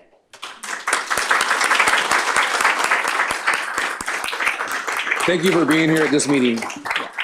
They represent 42 community councils throughout Pinellas County. It is my pleasure to recommend 4 nominations. Camille Hepton. She serves as the Deputy Director for NAMI Pinellas, a local nonprofit organization dedicated to improving the mental health and quality of life of individuals or families affected by mental illness in Pinellas County. As an affiliate of the National Alliance on Mental Illness, NAMI Pinellas educates, supports, and advocates for those impacted by mental health symptoms and conditions so that they can live healthy, fulfilling lives in a compassionate and welcoming community. Camille's diverse background and experience include leadership, fundraising, strategic partnerships, community engagement, public relations, and communications. While she grew up in France, where her parents, 3 sisters, and large extended family still reside, she has been a Pinellas County resident for over a decade and currently calls Bel Air Bluffs her home. Thank you, Camille.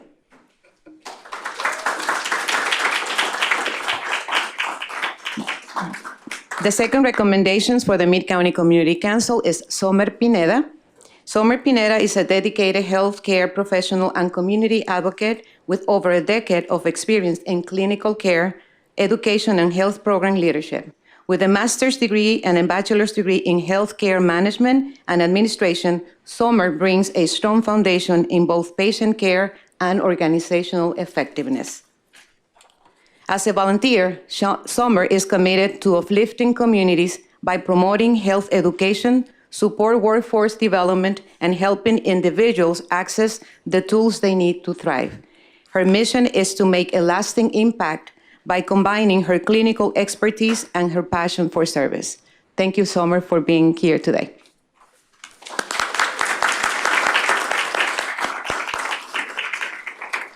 Good morning. I'm Kelly Santos, Community Engagement Advocate for South Pinellas County. I'm here to introduce Micah Madir. He's in the back. Micah is a dedicated social work professional with over 10 years of experience serving St. Pete. He's born and raised in St. Pete, and he's committed to giving back to the city that shaped him. He has spent the last year and a half contributing his skills to the Hub, which is a mental health facility in St. Pete, where he focuses on expanding access to resources and strengthening community-centered support.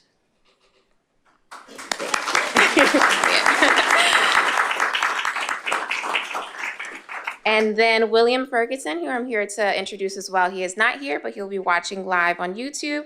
Mr. Will serves as a family support coordinator with Boley Center's JWB Youth Employment Program, where he works closely with high school students to help them build their career readiness and workforce skills. He is passionate about community engagement and expanding opportunities for underserved youth. His involvement in the community is important, and he is committed to actively contributing to growth and success of the community. I just want to thank both of them. They're both very excited to join the council, and thank you all. Mr. Chair, I move approval of the community council appointments. real quick, can we just go back? I just had a comment I wanted to say with Sure. the community councils.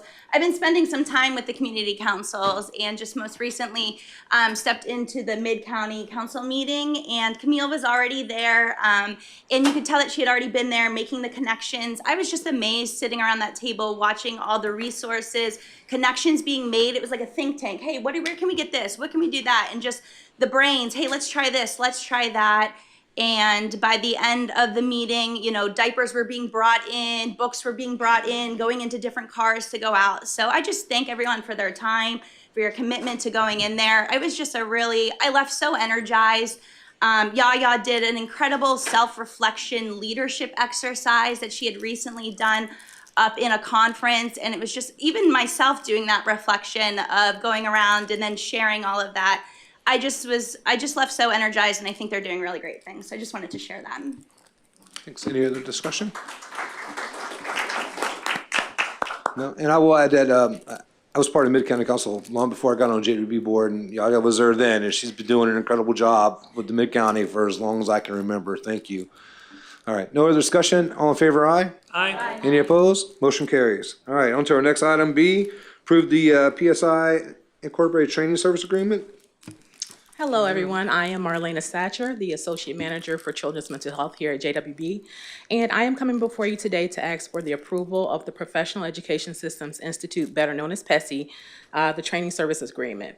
JWB has previously partnered with PESI to provide professional development opportunities for our network, and utilization data shows strong engagement across more than 30 organizations with 192 training registrations and high participation among JWB funded providers and partners. Feedback from participants has been overwhelmingly positive, with group training experience rated as highly valuable and meaningful. Based on this demonstrated use and satisfaction, we are seeking to continue to expand this partnership through the proposed agreement that you guys have. You could receive the memo in advance. Approval by the board is required because the total contract amount with a one-year renewal is $85,600. So we are looking for PESI to provide the following things: 2 on-site in-person training courses focused on motivational interviewing. This training was requested by partners to address the challenge of marijuana use during pregnancy and early parenthood. This training is recommended for home visiting professionals, and motivational interviewing equips the home visiting professionals with strategies to effectively engage families, increase motivation, and support sustainable behavior change.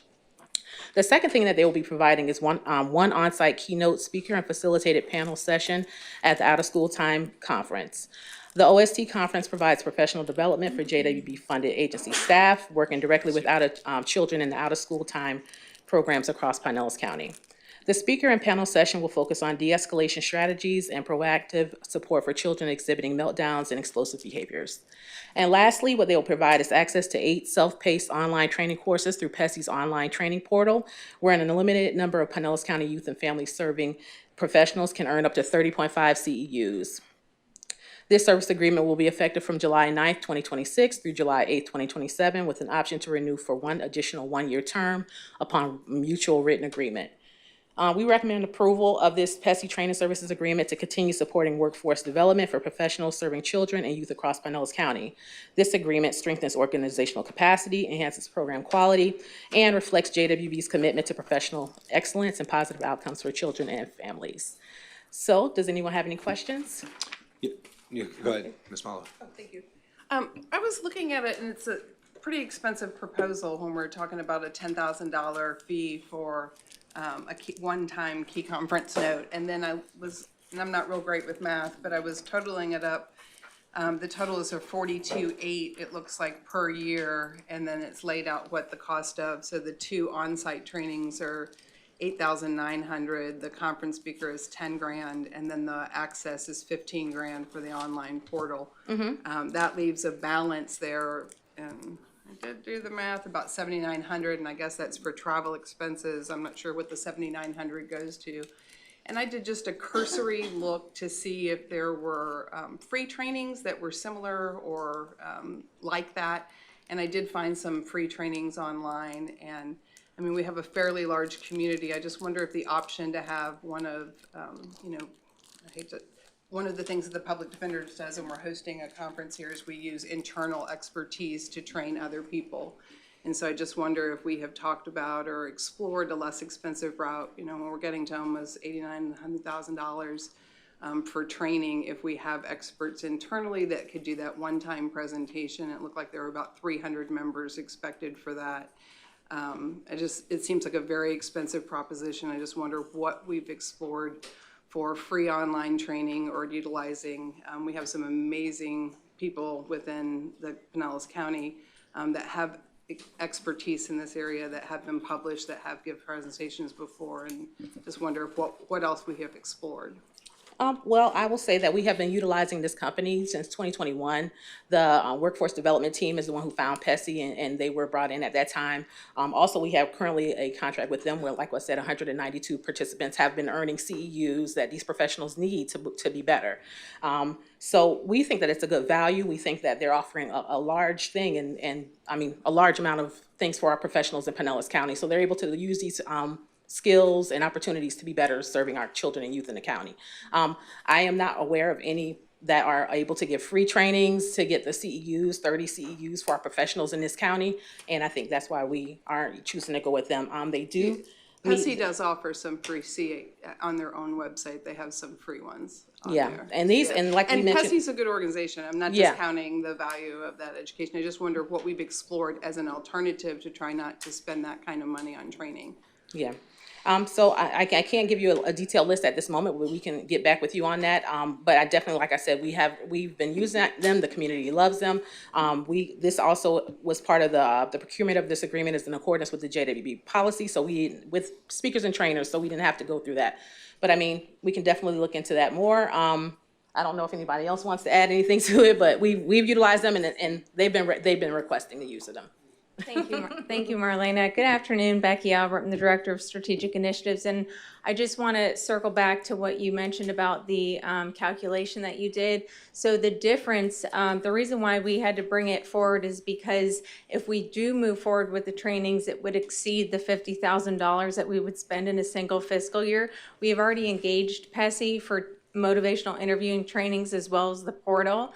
This was something that our partners asked for us to bring back, which is why we're bringing it forward. And the recommendation is bundling different areas of focus, our result areas, together in a single contract.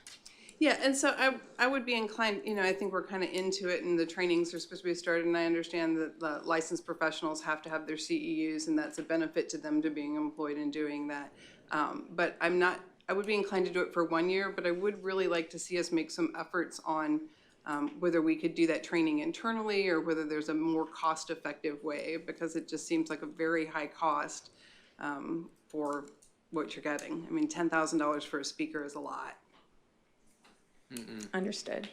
Pay more than that. Okay, any other questions?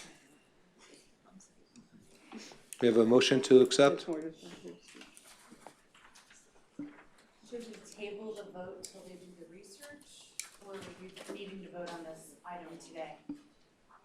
They're asking for this right now. Does anyone want to make a motion to approve the PESI contract? Is there a timely, like, is this, if we delay it, will that cause any disruption for training or for staff? Like, does staff need this now? Well, I guess I could make a proposal that we approve a 1-year contract with them and not approve the second year of a renewal contract. And then if we could look into alternatives for that, right? I think you're kind of coming to us on the day. It's been researched. People are expecting to be able to go on it. I get it, right? So to shift like today would probably be disruptive. And that's not what I'm really looking to do. But I think it's incredibly important. I would not vote for the 2 years. So my motion is to vote for 1 year without the renewal, and that in the interim, have the committee, a training committee, look at what alternatives are available or resources within our community. I would much rather give $10,000 to someone in our community to come speak than to someone outside our community to come speak. And I think those resources are here and available. So if we could just, my motion would be to approve a 1-year contract for the 42 8. Not sure where that $7,900 is going, but I hope you all have some good sandwich at the meeting.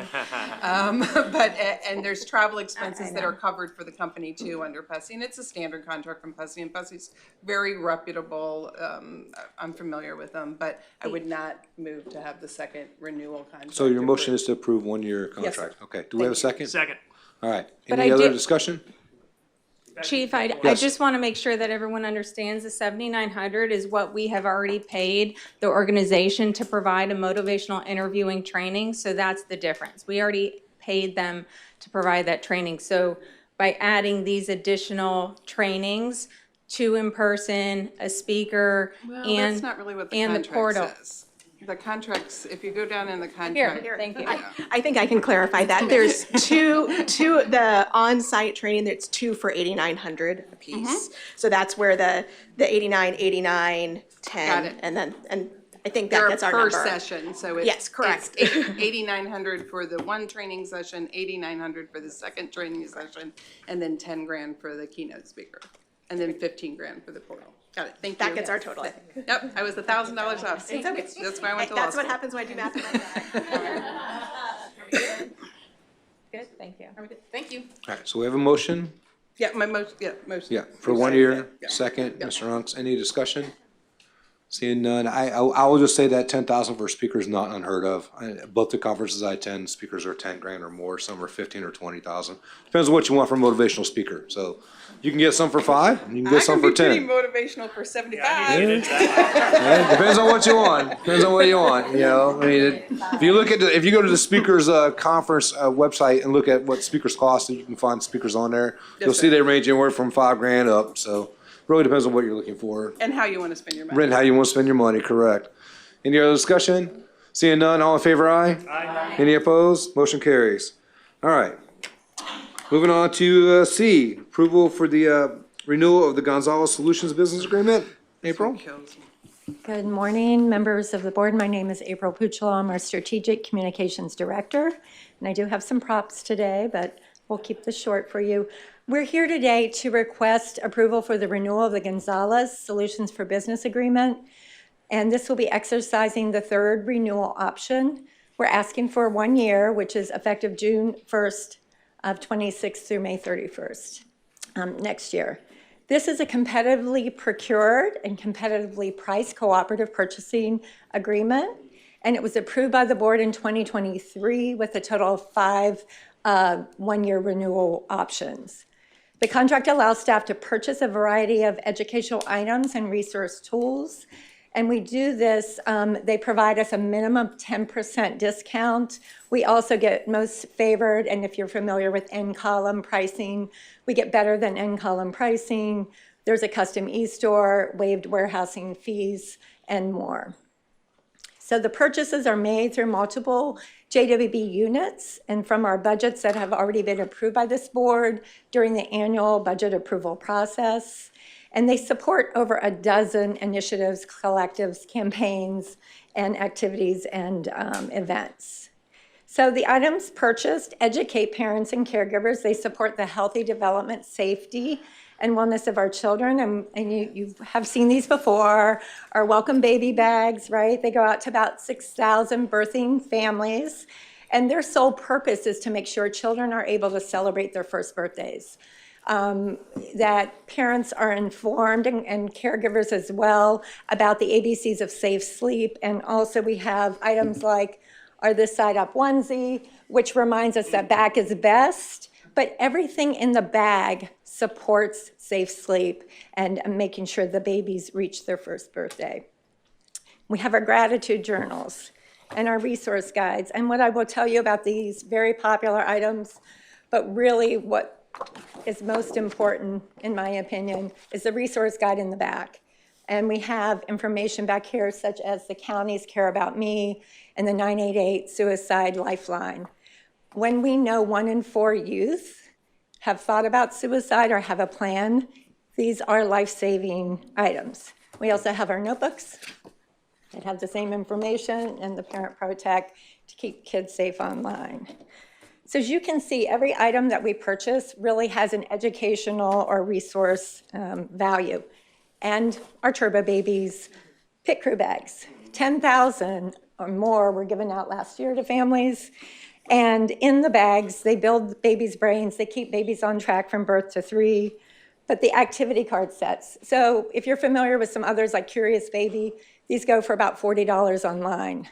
Ours we can get for about $2. And these have been created so every activity inside relates to a developmental milestone. So there are things in there like diaper time, meal time, but also tracking time, tummy time, et cetera. So these are really what families have been using and to make sure that children are developmentally on track. And that also nurtures connection with families. So at this time, and I also, part of our contract is for kitting services and warehousing fees with Gonzalez for our bags. So at this time, I would request your approval of this action item. Just one addition to that. As you can see, it's only for 1 year. The objective is I've asked the staff to send out an RFP to look at local vendors that have or can provide this same type of service. Many of the items that we buy actually do come from local vendors, and they might be shipped out to Gonzalez for the kitting. Personally, I don't think that's a good idea in the long term. I think there's opportunity to do that locally, and I think the cost can be competitive, if not better, by having it done locally. So I've asked the staff to go forward during this next year to look at an RFP, put out an RFP so that we can identify local vendors that could provide the same service. We have a motion to accept? I have a question. Second? I have a question. Go right to discussion if we get a second. If it don't, it does dies. Second, okay, all right, question. All right, thank you.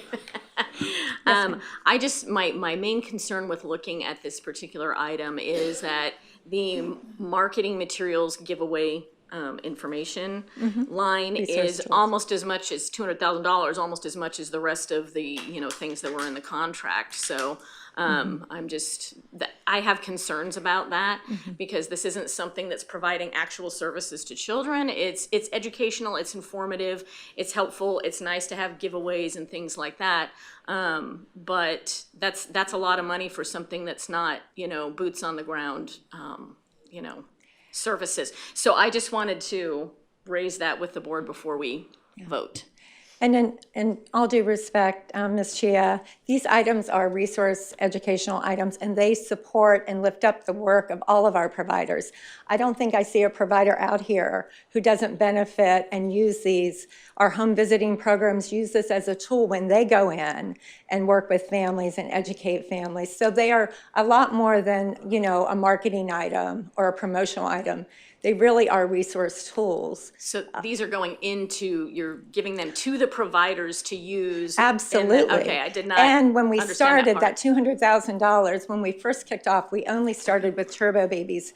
But since that time, we have used Gonzalez for Sleep Babies Safely, for our resource guides through our Children's Mental Health Initiative, our Fatherhood Initiative, our grade level reading, we can go on and on. But yes, almost every provider in here, and I mean, you can raise your hand if you give out our gratitude journals, our baby bags, and our turbo baby bags. Thank you. I was going to ask that. I want to hear from some providers, so you helped with that. No, I appreciate that. That's a nuance that I wasn't aware of. Thank you. Thank you. Just curious, sorry. Yeah, go ahead. Okay, just curious to understand, so do we just hand that out to them? Do they come and ask, or depending, or does everyone know? Can you explain that a little? Sure, absolutely. So we have different touch points for different campaigns and initiatives. So, but everything comes with face-to-face education. So for example, our main touch point for the Welcome Baby Bag is our birthing hospitals. So through our 4 main birthing hospitals in Pinellas County, the discharge nurses are trained in having that conversation, going over our 3 main tips, talking about safe sleep, and then giving them out the bags and the information in the bags. For example, partners are trained on the messaging for that. Same thing with our turbo babies. We have partners that are trained on our key messaging. They talk about the facts, 80% of brain growth happens before age 3. Also the 4 tips on how to engage and interact with babies. And then also what to do if you're going through one of these activities and baby isn't on track, then talk with your pediatrician. Those can be early signs to look for things like developmental delays, autism, spectrum disorders, et cetera. So there are different touch points and different ways that we get our materials out there. If that is that answering your question? Okay, thank you. Ms. Malo. I think it just goes back again to, how you want to spend your money. When I look at $100,000, $25,000, $35,000, $10,000, $129,000, $215,000. And then at our last board meeting, we hired an entire marketing campaign for almost $100,000. So my concern is the return on investment. The things that you talk about, I think, are wonderful, right? I do think that there are avenues and products that we can get into people's hands that will assist with that. When Turbo Babies first came out, I threw a tantrum over the multicolor because I was, I know when you go to a print shop how many each different color cost, and was outvoted completely on that. So I just have real concerns with spending that kind of money, and what is the return on the investment? We're handing them out, got it, but what are we getting back, and how are we showing that that is the most effective way, or is there another thing that we could invest in that would get a better return on our investment? And so I just raise those issues. I appreciate all of the hard work that goes in. I know that you all are very passionate about it. There's always a lovely display out in front of all of the products that we buy. But having a journal, is there direct correlation with having that journal and the prevention of suicide? That's the information I'd like to know more about when we're spending these kinds of, and are the journals that we're handing out having that impact, right? You can give me an article that says journaling prevents suicide, but does the ones that are we handing out doing that? And then, the baby sleeps on back, I think that's probably, a reasonable return on investment. And I don't know what we're doing for swimming with, summer coming up and just a recent drowning in St. Pete that was. And we have water watcher badges, we have brochures, we have information, door locks, those types of things that we give out for that, for the safety. So I think it might be helpful to the board, not necessarily this time, but more of an itemized list, and then some sort of comment on what the return on investment, how do we know it's working, right? Like, how do we know that that bag isn't ending up in the back of someone's car in a closet somewhere in the dump, Yeah. Well, it's a pleasure of the board. Sorry. We just need to make sure you fill out a speaker card. No, you're fine. Go ahead. I completely understand where you're coming from, Ms. Molo, but I have to speak to this directly when we talk about return on investment and outcomes. I had the pleasure of serving with Dr. James McKeel at the Family Studies Center, and we took on the $5 million NIH Figuring It Out for the Child program. And my first 4 years in the program, we recruited 250 African-American families who were unmarried and having their first child. While working with those families, what we found was that the fathers were not around because they were not educated and they didn't know what to do, and they were very afraid of not only not knowing how to raise the baby, but actually killing the baby because they didn't know what to do with it. And when we went to JWB and started working with April in 2016, all of these items saw their birth in those rooms and in the community collaborative rooms that Ms. Garcia used to host. And what we found that by giving these items to our partners and utilizing them in conjunction with the education, we had a 95% fatherhood engagement rate and a 73% single father engagement rate, because after they received those materials, 73% of them reported an education level where they felt like they could take care of the baby on their own without the mother. Now, and I say that because I also served with the LSF, Lutheran Services, yes, LSF, right, the Lutherans, I'm sorry for the Lutherans, I know who you are, served on their fatherhood engagement committee and was charged with raising fatherhood engagement in that space.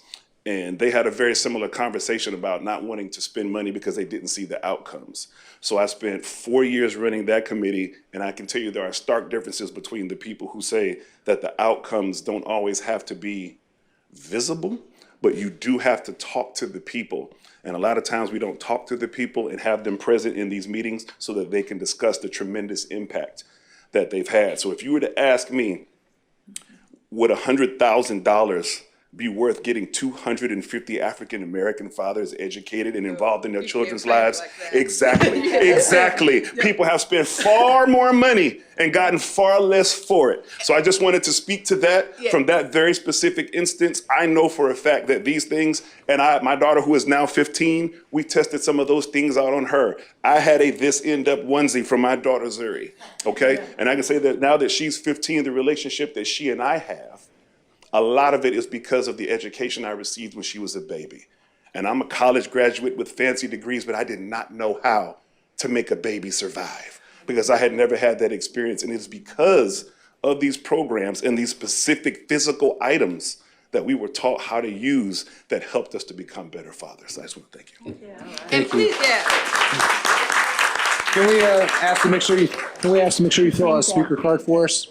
I'm sorry? Fill out a speaker card for us? Would you like to be the motivational speaker next year? And then you can take that money and buy some more swag. Anyway, thank you. Okay, any other discussion? We have a motion, we have a second. Any other discussion? Seeing none, all in favor, aye. Any opposed? Motion carries. All right, moving on to D, the action on Chief Executive Officer appointment. Real quick, Chief, can we take like a 5-minute break? I think that's probably where Melissa's going to. I think a lot of us, before Sure. we go into this lengthy Yeah, I'm thing- thinking at this rate we're catering luncheon. I'm not sure, but yeah, we'll take a 5-minute break. Thank you.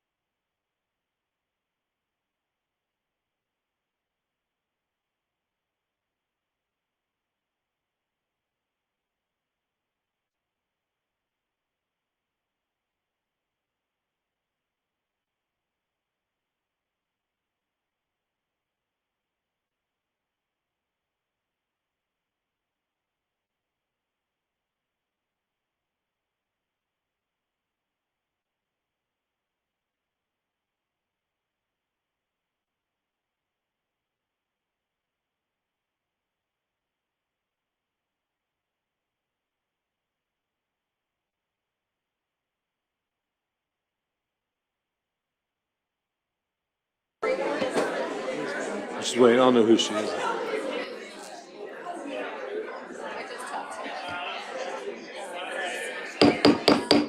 Okay, we're gonna bring our meeting back to order. Gonna resume our meeting, 11:01. We want to action item D. This is the action on the chief executive officer appointment. And I believe the first order of that business is that we need to address the settlement that was sent to the board. Ms. Flynn, you want to say anything? Chief, I'll turn that over to you. Mary Grace Duffy, your consultant, is also on the phone. The action item on here is just to take action on the chief executive officer appointment, so that leaves the board to take whatever action it would determine appropriate. There's not a specific action on the item on Okay, the board. so I think we'll address the settlement first.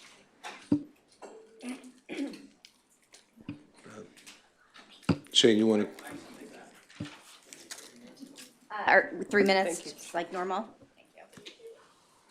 Before you start, I just want to remind everyone in the audience, if you want to speak today, please fill out a speaker card. Everybody is allowed to speak, but please fill a speaker card out so we have your information.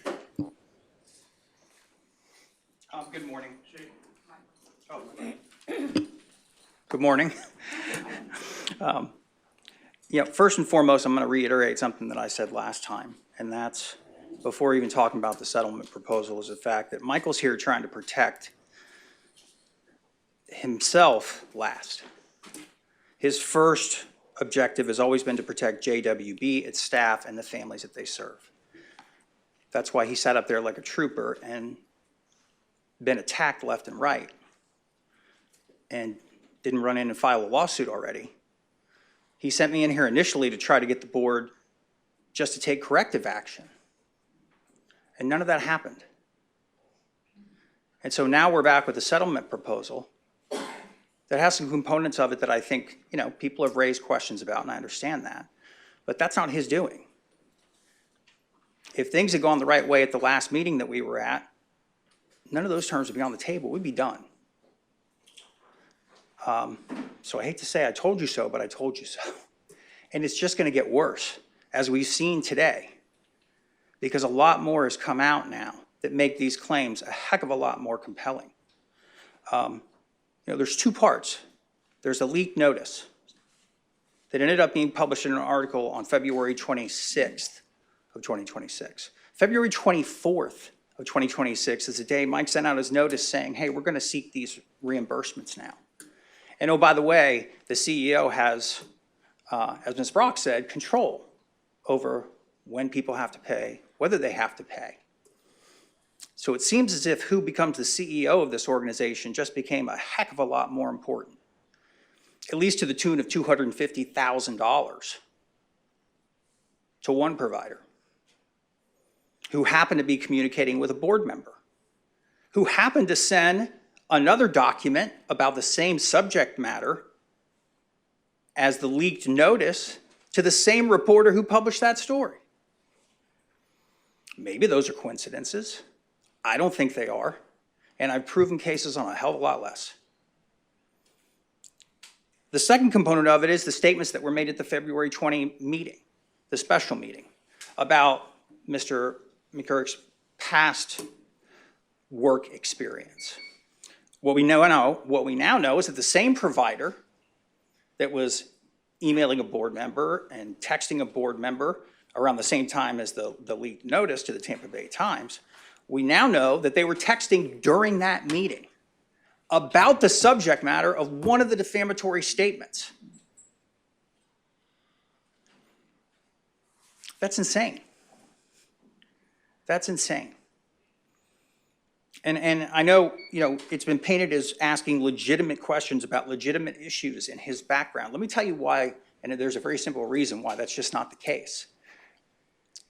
When he became interim CEO, he was fully vetted by you. Nothing changed. You vetted him. So you can't turn around and attack him shortly after that because you want someone else in as CEO. It doesn't work that way.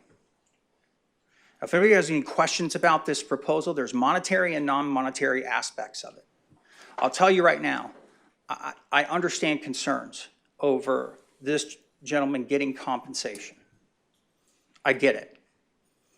But he sat here for 3 months, being falsely accused, as we now know from Ms. Brock in the presentation she gave today. Everything in the leaked notice is false, accusing him of crimes, of being unethical, of mismanaging this organization's money.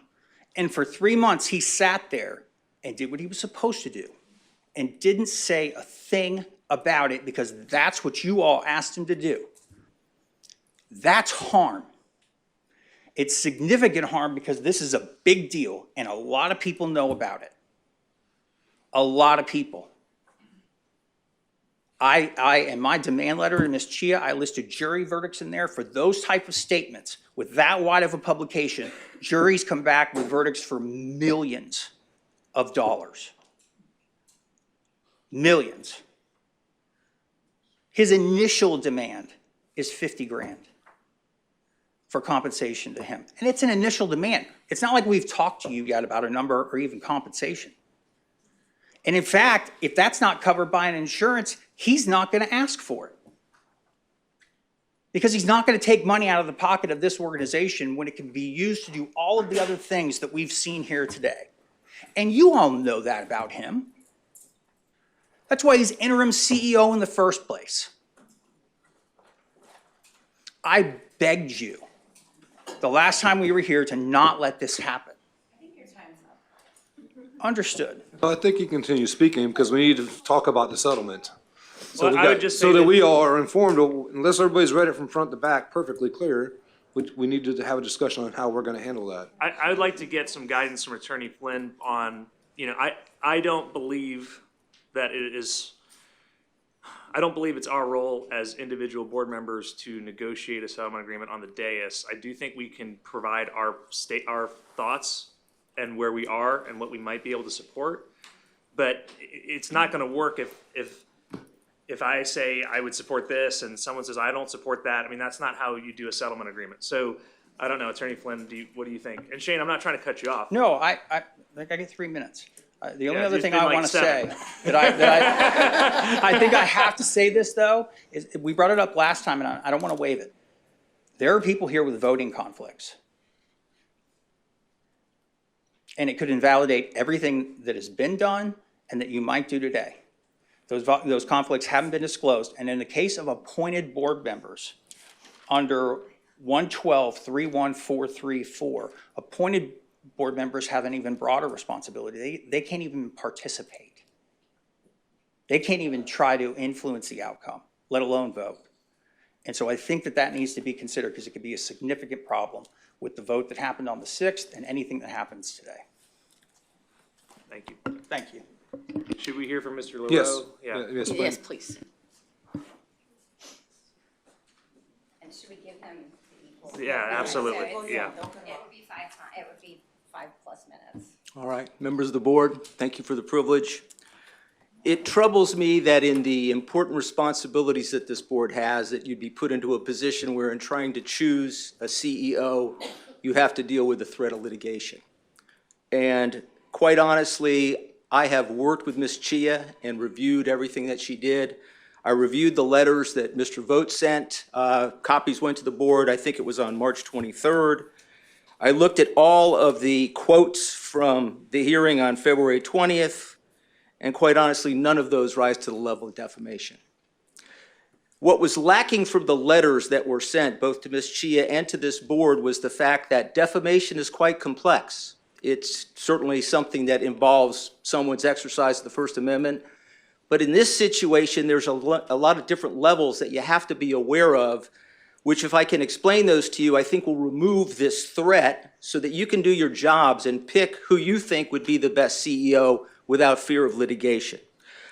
The quotes that were in the document that was sent deal with issues from the past, one involving Baycare and the board, all questions, no accusation. I think there was an issue, what was your role? Because you were around at that point in time, and it concluded with, we agreed to disagree. Not one statement there was an accusation, there was no innuendo, and quite honestly, it just doesn't rise to the level of defamation to even count. The other issues that were brought up deal with the statement that was made that I think, let me just find that letter here. It's my opinion, or I think, or those kinds of things. Those are all statements of opinion. And then the issue that was brought up about Enron was something that was a question that was a legitimate question, because on Mr. McCurrack's resume, he identified an entity that didn't exist for the years he said that he worked there. Ms. Chia did some research and found out that that was Arthur Anderson, had some big issues. Nobody said anything accusatory to anyone on this board about Mr. McCurrack being anywhere involved in that. And quite honestly, all of those statements are nothing more than her doing her job to bring you the information that you need to consider when you make this kind of an important decision. No accusations. The statements that she made were all true. And quite honestly, when I got the letter and I reviewed it, I responded to Mr. Vogt and said, there's no corrective action that's needed here. There's been no defamation. Nothing has happened. What I did know is that prior to that meeting on February 20th, Ms. Chia took all of the documents of the three candidates at that time, Mr. McCurrack, Mr. Gilzine, and then a gentleman by the name of Kevin Chapman, and she went through all of that extensively, went through all their resumes, all of the submittals that they put in. This isn't some hunt that she was on to try to do someone damage. She was trying to find all the necessary information that she felt this board should be aware of to make the right decision. That's her job. That's all of your jobs. And that's what you want to do. You want to get the best CEO that you can for a board that has the responsibilities as critical as this board. The issues that came up as the battle went on really involve areas of defamation that, quite honestly, no one has really talked about. This is a board. This board was created by the Florida legislature. There's a level of immunity that goes to statements made when they're considering issues that you are going to vote on. There's a very significant level of immunity that attaches to that. So, number one, no defamation. Number two, even if you got close to defamation, there's immunity that attaches if you're sitting in a public body discussing issues that you're going to vote on. The other issues that came up, I think, really deal with a lot of the cases, and I know that my colleague talked about the millions and millions of dollars that were subject to awards from the juries. In his letter, he's got the Westlaw sites, doesn't have the cases. We had to go look up the cases. And quite honestly, none of those cases are anywhere close to this. They're direct accusations of wrongdoing and things that cause significant tangible harm. First big case, somebody was accused of engaging in anti-Semitic activity in Miami. It ended up destroying his restaurant. That guy got a big award. Other cases, they're accusing people of violating the law or doing criminal acts or engaging in direct accusations of criminal wrongdoing. All those cases are different than this. They're not statements of opinion. Those were dead-on defamatory actions. More importantly, not one of those cases dealt with a board where the immunity applies. None of them had anything to do with that. So I just don't think that those apply. And quite honestly, I think if we go to the third level, I know that a few days ago, maybe 2 days ago, front page, I call it below the fold. I guess now that we're on the internet, there is no fold, but front page news, Mr. McCurrack's picture is on that article. He's a public figure. That changes everything entirely. In order to hold a count of defamation against someone who says anything about a public figure, you have to identify a statement that was made that was known to be untrue, either knowingly or recklessly, and it has to be done with actual malice. Ms. Chia has done nothing with any malice. All she has done is asked to bring you information that you should consider to try to make the right decision. It's an important decision. And quite honestly, to have this threat over your head while you're trying to go forward to fill this position that I guess has been open since July and month after month, and a long search, and you went through all of these different candidates and have done as much work as you can to pick the right person, it's troubling, and I quite honestly would say it's got no merit to threaten you with litigation for doing your job. My respectful request would be continue to do your job, ignore this threat, ignore all of the aspects of the request, the $50,000, $50,000 for attorney's fees. I don't know if there's a statutory basis for an award of attorney's fees, even in a successful defamation case. But from my perspective, I just simply ask you to use your good sense, understand the legal principles that you're dealing with here, and understand that there is no defamation whatsoever anywhere in any of the conduct that's been discussed in any of these matters. Do your job, pick someone that you think will do the job properly, and I'm happy to answer any questions that you may have, but I just want to thank you for the privilege of being here today. Mr. Chairman, I have a question, and thank you for being here, Mr. Luro. Thank you. Did I hear correctly that you said that you viewed the February 20th board meeting? I looked at the quotes in Mr. Vogt's letter. Okay. The quotes he felt were significant enough to allege defamation and ask for corrective action. Okay, because I'm not gonna argue to the merits of her quotes. I don't know whether they were accurate or not. The way that I remember it, number one, the February 20th meeting only had an audio recording. It wasn't televised. And the way I remember it, there were a couple different instances. The first meeting in February, when she started her statements, they were very matter of fact. It caused Mr. McCurrick to stand up in the audience and start yelling back. It was a very odd scene. And then the next month was when she said, I believe X, it's my opinion Y, where she, added qualifiers. And so, I was just, that's one thing that I noticed. And so I was just, I don't know if all the quotes are attributed to the same meeting the way that I remember it. But I appreciate you being here and speaking to us. Thank you. Always a privilege, sir. Thank you very much. Any other questions before you leave? Okay. Seeing none, thank you. Thank you very much. So back to, Ms. Flynn, back to Mr. Unks's question. You give us some direction how we should look at this. So unfortunately, this is not a situation where you can have what's called a shade meeting because there is not pending litigation. There's not a pending administrative action or pending lawsuit. So a lot of times when there are lawsuits against governmental entities, as many of you know, we're able to hold shade meetings. That is not our case today. And so if there was some appetite that the board wanted to attempt to negotiate something, they could authorize me to discuss it with Mr. McCurrick's attorney, but then we would still have to bring it back to the board for approval in the sunshine, just like any other settlement agreement has to be approved by a governmental entity. So that is one issue. The other issue is there's been talk about insurance. I forwarded to all of you the coverage opinions from our insurance company.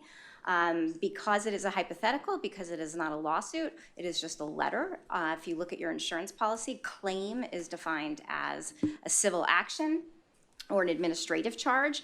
And so they have stated that they appreciate that we sent it, that they've accepted this under a reservation of rights, and that they are monitoring the situation. And so as Chief, I believe you know that they have assigned an attorney to monitor the situation.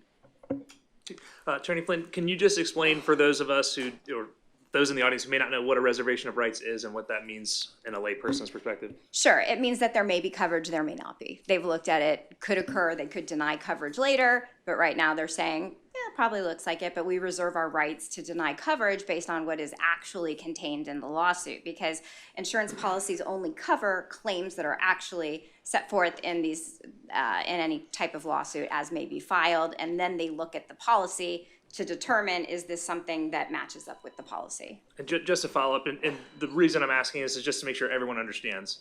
Are there instances where an insurance carrier will reserve rights when a lawsuit's filed, assign defense counsel, so defend the claim, but then continue to say, by the way, there's no coverage even if there's a judgment? In other words, they reserve the rights, they defend the case, but they still don't provide coverage in terms of any kind of settlement or judgment. Sure, they could, and typically in those instances, they also file what's called a declaratory judgment action, and then they're asking the court to say yes or no, there is coverage, and there's certain different types of coverage. There's coverage for defense costs, there's also coverage for indemnification. So there's many different provisions under the insurance policy that come into play when any lawsuit is filed, and any private business person or government asks for coverage under their insurance policy. And just final question, just to be clear, as of right now, the insurance carrier is not providing any monetary coverage whatsoever on this claim in terms of payment of any kind. They have not indicated, here we are, here's a check, please go resolve this case right away. So,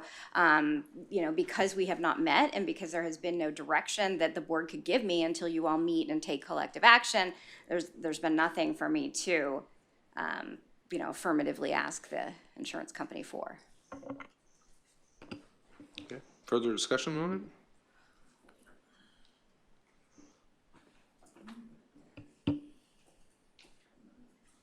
Nothing? Okay. I'll make a motion at this time to follow our bylaws and have a second vote for CEO of Glenn Gilzine.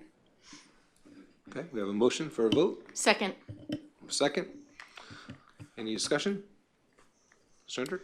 Yeah, thank you, Chief. I did speak to Colleen at length about the settlement proposal, and as she stated, I think right now our task is to find the best CEO, as has been said multiple times. I want to restate just a couple things I've said before that have all been in the newspaper, and I think correctly attributed. And that is, number one, I am not interested in this becoming a political process. I think I said that months ago, and it clearly has. This should be about supporting our kids. Number two, the political records that we have seen, the public records, I should say, that we have seen, show the nature of how involved this has become behind the scenes. And to me, I'm going to repeat the word that I said the last time, that's an embarrassment for us. We should be embarrassed for that. For this entire discussion. And so I am interested in having someone as CEO that doesn't have a controversial past or bring that to us. And that's why I told Mr. Gilzine when I met with him, I didn't vote for him before, and I wasn't going to vote for him this time. I didn't ask for him to give an explanation of all the things that came up about him, but I'm not interested in that for JWB. I think there are a wealth of candidates that we could look for to bring to JWB that would not bring that with us. As is the case, obviously we have a motion and a second. I would also say that we could restart the process. That's what I suggested last time, and I suggest that again this time. We do have an interim CEO whose contract expires on June 1st, I believe, Colleen. Correct. And I think it's best for the organization that we move forward with a process one way or the other and not drag this out any longer. That's my opinion. Commissioner LaValle. Thank you, Mr. Chair. I echo what our superintendent just said, and I've pointed out before, and I'll point out again, that the United Way had 300 applicants, and we had 6. And that's not a reflection of this organization, that's a reflection of this board. And it was stated before, during a previous meeting, that our attorney had suggested to a board member that she get an opinion from the Florida Ethics Commission, and I believe she did not. And so I'll just ask our attorney, do you believe that there are any board members that have ethics conflicts with voting on this? Well, I'm going to give you the same answer I gave at the last meeting. I'm not the arbiter of whether there is a voting conflict in this case. If the vote that you are asking me is whether the vote to appoint Mr. Gilzine, which is the motion on the table, there would have to be a conflict by any board member that would inure to their special and private gain or interest by voting for that action item. And so I am not aware of a special gain or interest that any board member or their spouse or whoever is enumerated in the statute would have with respect to that vote. Now, what I will tell you is that I did, when I spoke with Mr. LaRoe, Ms. Chia's attorney, I suggested that because I am not the arbiter of whether there's an ethics violation, the Commission on Ethics is, that if it were me, I would probably call the Commission on Ethics hotline. They have staff attorneys available. You can talk to them. You can bounce it off them. He told me that he didn't believe it was a conflict and that she would not be obtaining an ethics opinion. Okay. Mr. Chair. Mr. Owens. So in the days following the April 6th meeting, I went back and watched it several times. And 2 things stood out to me. Then they still stand out to me. The first was when Mary Grace said we don't have consensus. And she's right about that. 6 to 5 is not consensus. 6 to 4 is not consensus. And after a year of on and off on this process and 3 straight calendar months of voting on it, we still don't have consensus, and the community doesn't have consensus. And I'm concerned that if we appoint anyone to the permanent CEO today, we're not going to be setting that person up for success. And that's not at all a reflection on any of the candidates. I've been very positive in my support of the candidates and the things that I've said about the candidates, but I'm concerned about the organization. I don't want meetings like this. I don't want them. We never used to have them. We shouldn't have them. It's not the right thing for the organization.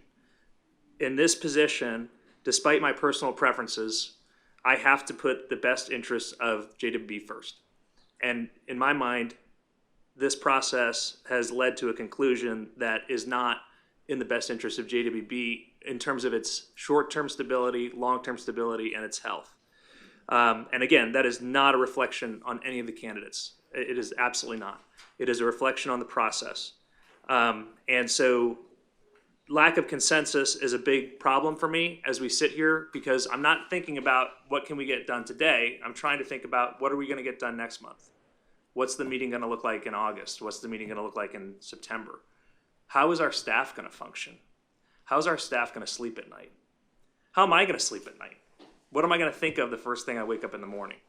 And all I've been thinking about is this for 3 months. It's crazy. So I don't feel comfortable appointing a permanent CEO today based on the lack of consensus. The second thing that stood out was what Mr. Hendricks said about the benefits of a professional search firm. That is something that I advocated for at the very beginning of this process, because I knew it would work. And I knew it would remove the need for me to call people and say, hey, are you interested in this position? I called multiple people in the community that were local, not-for-profit leaders that had extensive experience. I threw out Dr. Grego's name. I threw out, Karen Bogis's name. I called Scott Goyer. I tried to recruit the best candidates I could recruit, but I'm not a professional search firm, and neither are the other board members. So I sit here today and I think the best thing for JWB, removing my own personal opinion or preference out of it, the best thing for this organization to get us back on track, to stop the insanity, would be to ask the staff to bring back options on June 25th for a professional search firm, start the process over. In terms of the interim, I don't know if we can address that first, but in terms of the interim, I've worked well with Mr. Mercuriak for the better part of 15 years. I'm happy to continue to work with him through the pendency of the search. I was disappointed by the monetary demand. I'm just going to be honest. It was not well received by me. We don't have $100,000 or $50,000 that are not in taxpayer money. And this position is well compensated, and justifiably so. But if Mr. Mercuriak This conference is now ending. Goodbye. See ya.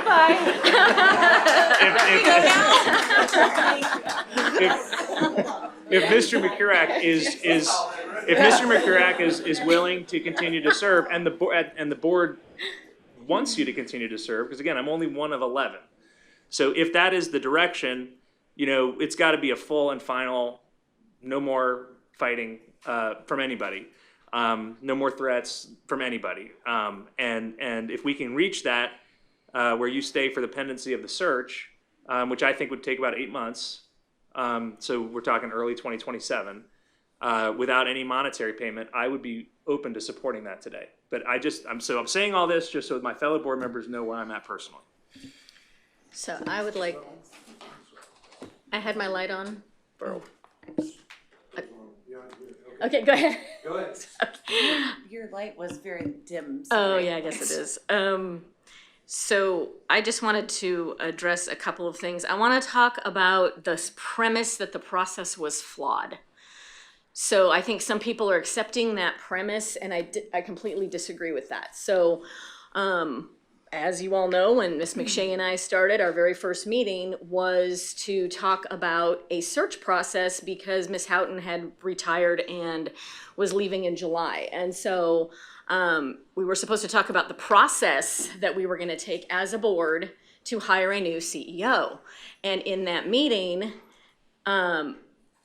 Commissioner Latvala proposed that we just basically appoint someone permanently because the organization needed stability, and he had a speech as to why he felt that was what we needed to do at that time.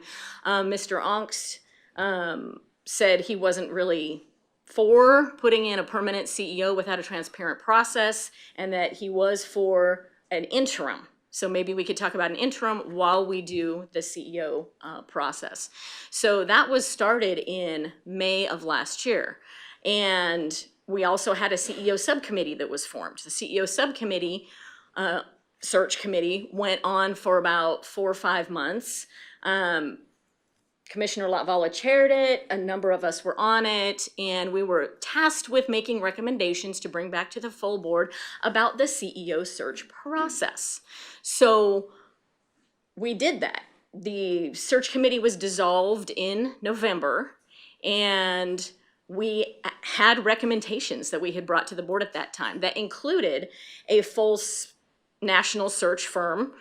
That was one choice. Another choice was we could use ad hoc services from the search firm to try and save some money. In other words, let applicants apply, and then use certain things that our HR department's not equipped to do to have the search firm do. Or we could just do the search ourselves, put it on the website and whatnot. And there was a lot of discussion that went on at that time. And I know Commissioner Latvala keeps talking about, the 300 versus the 6. I think we had 8 or 9 applicants, something like 7 to 9, let's just say. But the reason that is because when we discussed it after all the options from the search committee came forward, we discussed it as a board, and there was a lot of opinion from Chief Milliken, from Commissioner Latvala, Mr. Hendrick, others, that the requirements for the candidate that we wanted to hire absolutely had to be, one, someone who was from the area and had a lot of connection to the local area. Oh, excuse me, that's bad form. Okay, to the local area. That was one. Number 2, was that they have connections in Tallahassee, because the premise at that time that we were talking about was that, the legislature might be looking to dissolve JWB, and we needed someone with connections up there who could advocate and lobby for JWB and why it's important in Tallahassee. So there you have someone with local roots and connections, someone in Tallahassee that has connections. And the third requirement was, I forget, it slipped my mind, but the special district experience. That was it. So that right there with those 3 things is the top things that we needed for a CEO candidate, narrows that candidate pool significantly. And if we reopen a search with a national search firm and get 300 resumes, they're going to be from Ohio, California, New York, and it was expressed by a lot of people that was not ideal. We didn't really want that type of a situation. So the board had a lot of discussion, and we decided, why don't we just open it up? Because many of us had been contacted by members of the community, people who were interested in the role. And we knew we at least had a candidate pool to start with. I don't know about any of you, but I've done a lot of hiring in my life. And 300 candidate pool is insane. You usually have smaller pools of people, and furthermore, you vet those resumes and then you pick the top ones to interview. If you don't find a candidate there, then you go to the next level and you hire, you bring those people in, and you keep going until you pick your selection, right? That's how a typical hiring process goes. I don't think there's been anything flawed with this flawed in our hiring process at all. We did receive a number of applications. We decided to interview the top 3, and those were the top 3 based on board member rankings, mind you. We brought them in, and we've been going through this process, and for the life of me, I can't think of a single thing that has been unfair to Mr. McCurach in this entire process. The only thing that I think we see at issue here is that I have a different opinion than some of my other board members. And I do think that we have a As to your point about consensus, Mr. Ongst, I don't feel that starting the process over is the right thing at all for the staff or the organization or for anyone. The consensus piece also, I think, speaks to the vision and direction that the board feels the organization should go in. I think that there's a fundamental difference that people have been pretty open about on the board. So what's the ideological difference? One is to go more towards for-profit relationships, more towards initiatives and things like that, and kind of boosting up JWB with more of a provider status, or at least in that direction, versus funding providers in the communities and doing what I think and feel is the vision of JWB and the direction that we should go in. That's not going to go away because we open up another search and we start all this over again, and it's just going to drag on endlessly, in my opinion. I think the way to make it stop is to make a decision today. And as everyone is aware, I believe that Glenn is the right choice for this organization to move forward. And then at that point, we can, everything will settle down.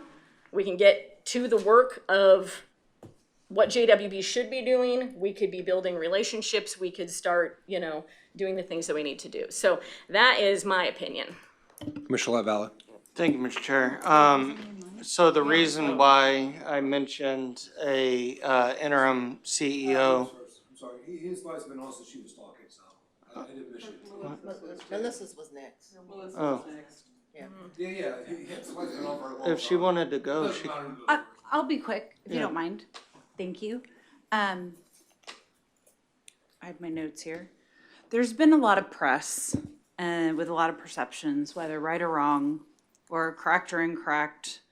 And I'm with Brian that, Commissioner Ongst, that to allay the fears of the public and the taxpayers, employees, and constituents we serve, that perhaps adding additional candidates. I think the candidates we have are 3 qualified candidates. And I would not mind adding to the pool if there were others that we hired a group to add, but not starting the process over. I don't think that's necessary. So I did reach out to MGT, I think the name was, that was the search firm that we had interviewed. There's MGT's one we looked at in the search committee.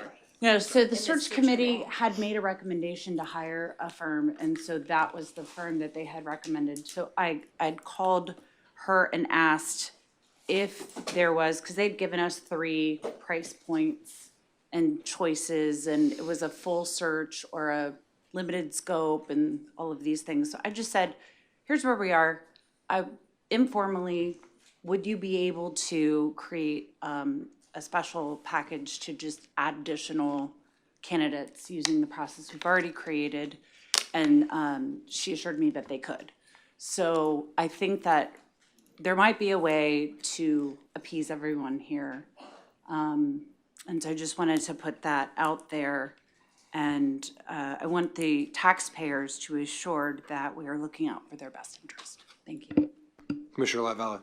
Thank you, Mr. Chairman. So the reason why in the first meeting that Ms. Chia and Ms. McShay were in, that I was pushing for an interim CEO at that meeting was, this is not my first rodeo or first introduction to politics. And I figured that at some point, the folks in Tallahassee, in particular, the governor's office, would be interested in having a say in who our CEO was going to be, and I wanted that choice to be ours. And so that's why in full disclosure, that's why I was pushing to have an interim CEO for 10 months. And doing the math at that time, 10 months would have been this April, which would have been after the legislative session was over. What I did not calculate was that with all the special sessions, the budget wouldn't be over. So that was my mistake and all that calculation. So now that it's over, the cat's out of the bag, and that's why I was pushing to have an interim CEO at that meeting. And so going to the search committee that I was so honored and distinguished to chair, that I will never be doing again in my life. But if I do have the opportunity to do that again, Judge Moore will be the vice chair. And the superintendent will be the secretary. But the only thing I really remember was that Ms. Chia kept wanting to speed up the process, which was, certainly fine and her prerogative. But one thing I want to note, since she was talking about the timeline, was my involvement in the search committee ended at the end of September, beginning of October, because I literally almost died, and I spent 2 months at Shands. And so whatever happened at the end, and that really was when I think they still had some meetings and still did some stuff, but that's when my involvement ended, and really the entire board took over. And so, as to what Commissioner Onks said, and I appreciate him as a colleague now. He will do a great job and is a valued friend. And speaking of colleagues, I wanted to point out my dear friend in the audience, Commissioner Flowers, that this whole process has, we've lost, I think, trust in our residents and in our taxpayers, and it's not been fair to any of the 3 finalists, including Mr. Gilzine, and including Mr. Chapman, who really was never given a fair shake. And so, we just need to do better as an entire board going forward. Mr. Chair, Ms. Trunks. I move to table the motion to take an immediate vote, second vote. Oh, sorry. Sorry, Judge Moore. The only thing that I want to say is the process, I was on the committee, the hiring committee, for a brief period of time, and the one thing that we did all agree on is that we were going to be open and it was going to be transparent. And so I think the whole process did start out great. And again, I will apologize to Mr. Gilzine, I will apologize to Mr. McCurrick, and I will apologize to Mr. Chapman, because I don't know where it went wrong. And for anybody that put their time, efforts, energy to come to listen to these meetings, I'm going to apologize to you too, because we have gotten somehow deep in the weeds. And we may end up that it's still going to be Mr. Gilzine at one point in time, but I don't know how we got to the paying somebody's legal fees, and no offense to you, Mr. McCurrick, and no offense to you, Ms. Chia, for having to hire counsel, but the public deserves better.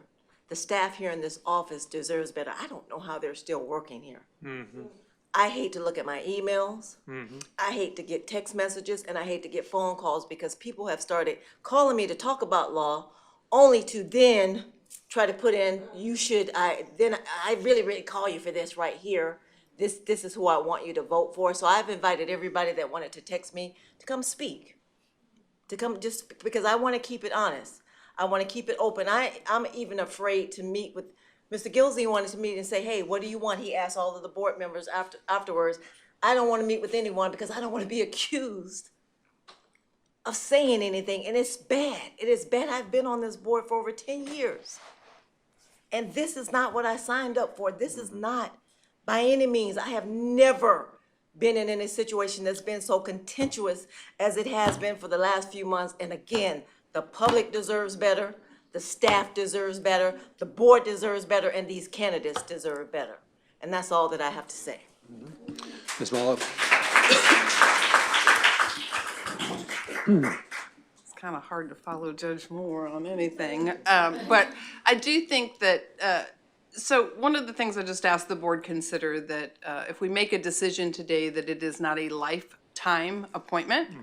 And that it doesn't have to, if the board says, hey, we really screwed that process up, we really want to try again and do it a different way, I think that we could. What the result is that we have to have someone in the interim. And there has been a vote for Mr. Gilzine. If the board says after Mr. Gilzine was elected to or appointed to the CEO, hey, he's bringing with us lack of consensus and some troubles, and we could have anticipated that. Great. We're not stuck with him for the rest of our life. And I understand that stability is important and that when you make these decisions, you don't want to make temporary decisions. We made a temporary decision with Mr. McCurrick. That didn't turn out great. But if we want to restart the process, I think Ms. Nage had said it, finish what you start. And I think that if we don't come to a decision today, then we're going to have more chairs in this room next time, more Tampa Bay Time articles to read, more text, this one for this one. And this has become, you said you don't want to bring Tallahassee here. Woo, it is here. There has been more backbiting and personal disparagement than is necessary. And I think that if a decision isn't made today to finalize it, that we are expanding that. Every time we have a meeting, more people are here, more texts come to me, texts don't come to me, emails come to me through April. 4 or 5 this morning. I've created a separate file folder for it, right? Because then we get public records requests and did I respond to that or not? So I just think we have to, granted, I don't think we have done the best job, but I have to agree with Ms. Chia. And I did go back and look at we have gone through it. I don't know that the process was flawed, but we're here. It feels to me like we very much need to make a decision, take a breath, and then if we decide, hey, that wasn't our best job at making that decision, then there isn't anything that prohibits us from saying, you know what, this is where we're at. We don't like how we got here. Let's redo it. But to leave this as an open-ended question is just going to continue to cause more controversy, more personal attacks, more, we've talked nothing about the kids that are potential to drown this summer, when we just recently had a drowning in St. Petersburg. So to me, we need to quit talking about this at board meetings, make a decision, and then if we say we don't like how we got to that decision, recoup and try again. And if Mr. Gilzine emerges after that process, great, and if he doesn't, then hopefully the best candidate did. And I don't see anything flawed with the process, but I do hear that some people, I hear what you're saying. And with all due respect to Mr. Ongst, I don't think you're ever with this board going to have kumbaya and everybody in agreement. I don't disagree with that last statement either. Mr. Chair, I move to table the motion to take an immediate vote on second vote on hiring Mr. Gilzine and make a motion to direct the staff to bring back to us options for a professional search firm at the June 25th meeting. So just point of order, wouldn't we have to vote on the motion that's been made and seconded? I think I can move to table it before there's a vote on it. You can move to table a motion? Okay. Then it doesn't die because there's no vote on it.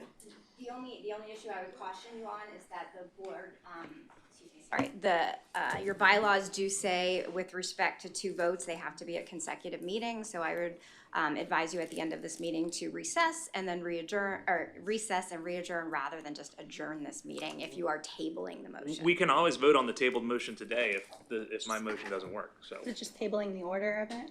I'm just tabling the motion to vote on Mr. Gilzine to replace it with the motion for the national search to see if that passes. If that doesn't pass, then the motion for Mr. Gilzine would be back. Does that make sense? Yeah. Okay. So Brian's made a motion. All right, so we have a motion to table the motion. And second direct the staff to bring back Staff to bring back options for a national search at the June 25th options for national meeting. search, okay? But can we clarify that motion? Are we starting over or is that to pick up Starting over. additional Well, candidates? I'm fine with Mr. Gilzine being a candidate, like an automatic candidate. It's up to him, but to me, it's a new process. think it's necessary. Can I just want to chime in, I mean, this is all, as somebody mentioned earlier, when we came in, this was our first meeting. This is all we've talked about. This is all we've done. We as a board made the decision to move on without a national search, and we chose, I remember we wanted local candidates. We chose to move forward. We've vetted these candidates. They're all qualified candidates.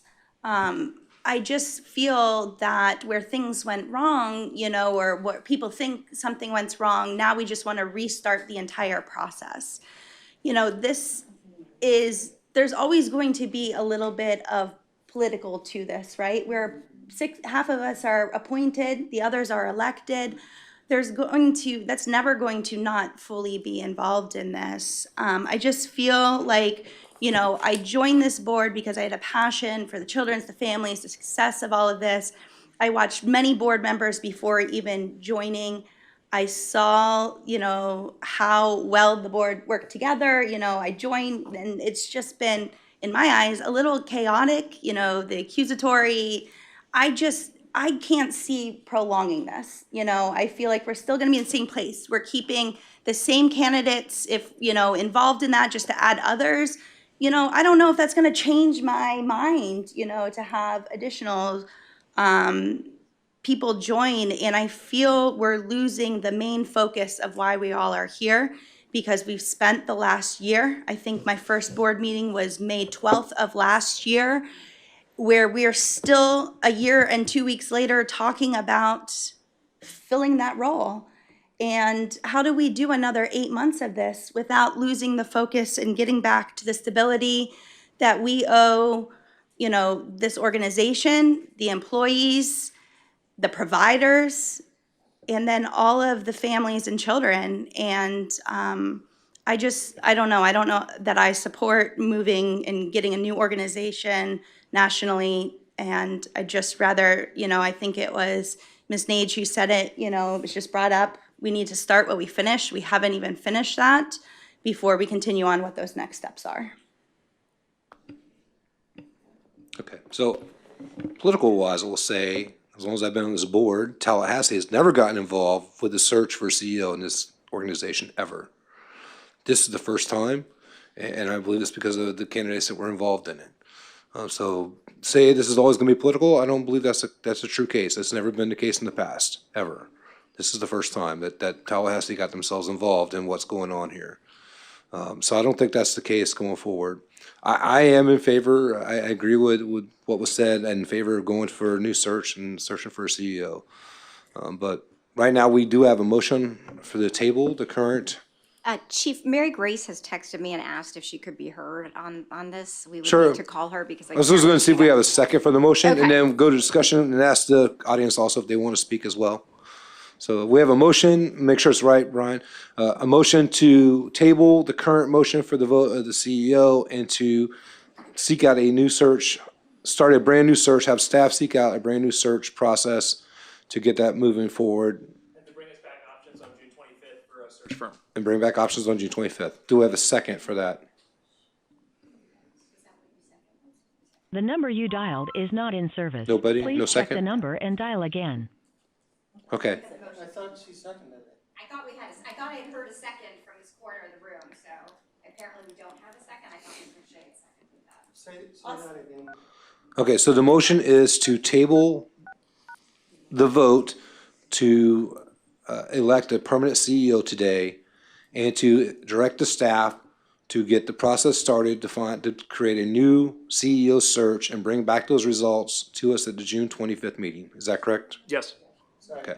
Welcome to the So you conference second, room. Commissioner Please Lavalla? enter the conference Okay. PIN and confirm Any your other entry by discussion pushing from the the pound. board before we take everybody else? For instructions at any Seeing time, none, push Mary star, Grace, and then we'll then ask the audience if star. they want to speak. You are currently the only person in this conference. Please wait while others join.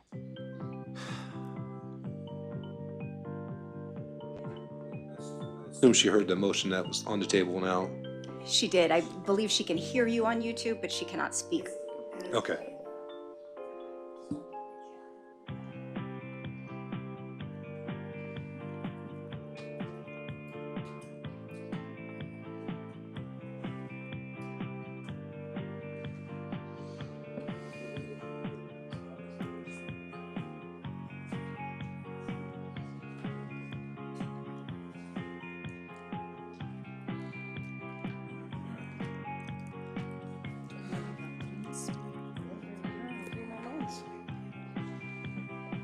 Can you hear us, Mary Grace?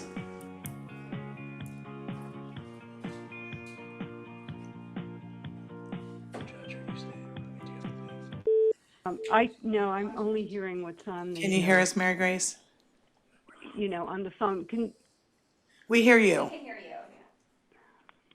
you. Call me. Mary Grace, we hear you.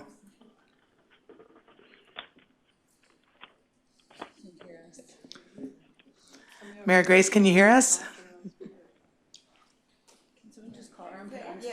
Call her, put her on speaker. I'm somewhat concerned. I think a couple of the board members have a time limit, like 12:45. Yeah, we're so not gonna while make we're it. working on her, let's go ahead. Does anybody from the audience wish to speak? Okay, very great. Oh, you got her? Okay. I'm going to hold my phone up to the microphone, and we'll see how this works. Thank you. I'm sorry this is difficult for everyone to get on the call. I just had a couple of quick comments. One is that if you decide to use a search firm, you do not have to have a national search. With this search, you really went to the extreme in that you posted the job only on the JWB website, number one, and you posted it between December 21st and January 6th. So you're likely to get many fewer candidates with those two factors. A search firm could help you post it a little bit longer time, a month, maybe 3 weeks, and they could really help you place your postings, let's say in Florida. You don't necessarily have to go nationally. That doesn't mean that somebody in California is not going to know about it, and you might get that response, but you do not have to go to a national. So that was one thing. And the other thing that I wanted to add is I really appreciated what both Superintendent Hendricks and Mr. Ongstead to say. And I would add to that it's going to be very difficult for whomever you select at this point in time, whether it's Mr. McCurrick, Mr. Chapman, Mr. Gilzine, to really of the credibility and the trust of the board, given all of the difficulties that you've had to date.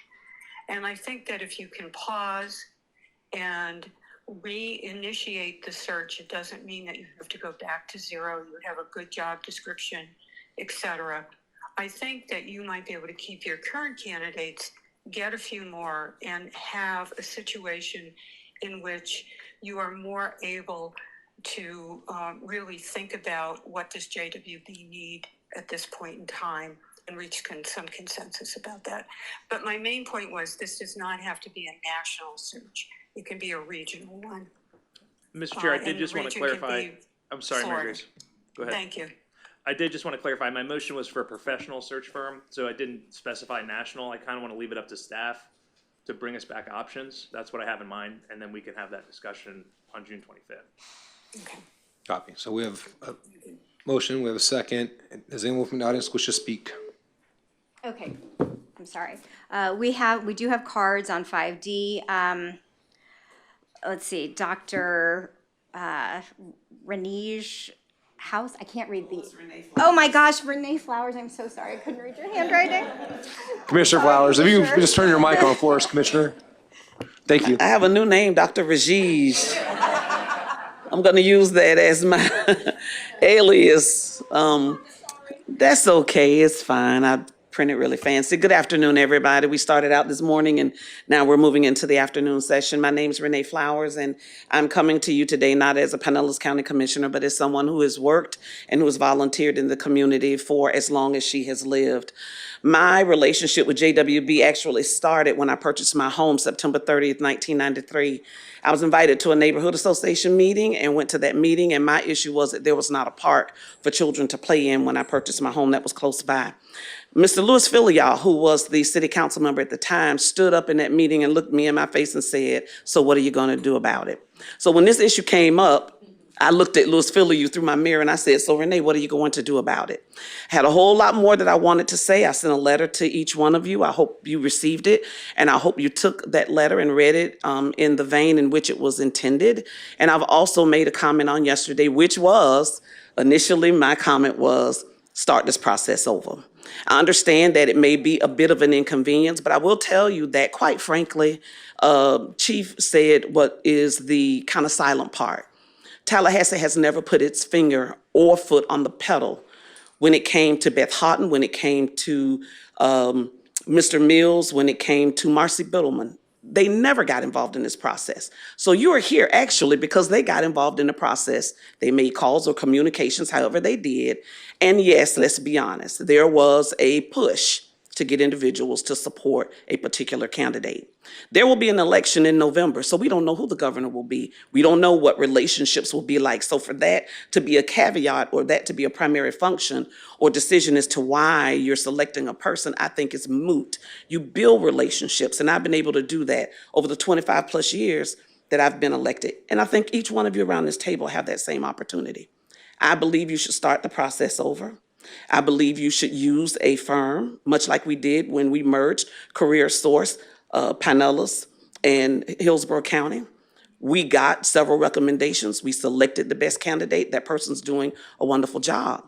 But I believe when you do that, you remove a lot of ambiguity. You provide that transparency that we've all talked about, and you're getting several recommendations. If a person bubbles up, they bubble up. But the last thing I want to say is, it's not just what's on paper. I have a doctorate, a master's, a bachelor's, and an associate of arts. I've worked professionally for years. I've served as vice president of a company. So when you get my resume on paper, it looks really good. But then you also need to look at the work that I perform behind the resume. How am I looking fiduciarily? How am I when it comes to my leadership skills? How am I when it comes to my relationship skills, not just with the community, not just state, but federal and internationally and nationally?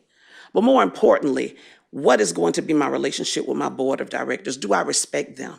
Am I going to bring things to them before I actually take an action that may be opposite of what I should be doing? So it's more than just the resume, and it's more than just what's on paper.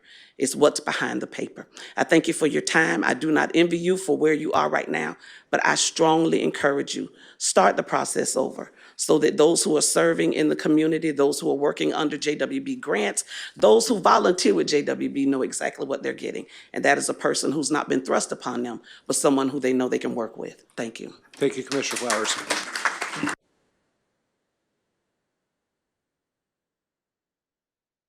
Okay, our next speaker is Julianne Perez.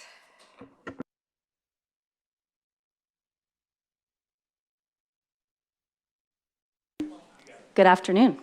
Today I am speaking as a Pinellas County community member that has lived here since I was 7 years old, as the mother of a 5-year-old child with special needs, the current Mid-County Council Chair and former Secretary, and as a community engagement and community development professional for nearly 2 decades. I'll speak to my direct experience on the Mid-County Council, supporting JWB initiatives, and how I think that ties into this highly important decision of who is the next leader of this critical organization. If you attend one of our Mid-County Community Council meetings, which several of you have, you will hear from between 10 to 20 plus community partners representing all different organizations and perspectives. The diversity of perspective on these councils related to who each organization serves, direct experiences, the different sectors of focus, from health to literacy, to mental health, to recreation, to law enforcement, neighborhood level perspectives and regional perspectives is one of the highest values of these councils. We discuss what resources are available in the community, who has access to these resources, and who may need access to these resources, but are not able to get them, whether it's related to location, trust, transportation, income level, language, social network connectivity, or otherwise. Trust is the critical factor. Trust has been lost during this hiring process and the ethical concerns around it. I respectfully urge the board to consider not only resume experience, but most importantly, the character, vision, and community trust that the next leader has to be able to lead this organization. If you need advocates in Tallahassee, I think it should be the program managers, community partners, and families receiving services from JWB with support from JWB to make that trip to the Capitol. I personally believe it's better to postpone and restart the process and get it right for this beautiful community and our precious youth than to move forward within such a cloud of doubt. Thank you. The third speaker is Chip Webster.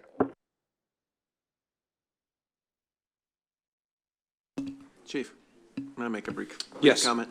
I appreciate all those that are here today. I let Chief know, I let Colleen know, I let Mike know that I had an obligation. We start graduations today for our students, and I'm off to those. So I think you understand where I stand on the Yes, we issue do. and Thank you appreciate very it. much. Thank you all for coming and speaking.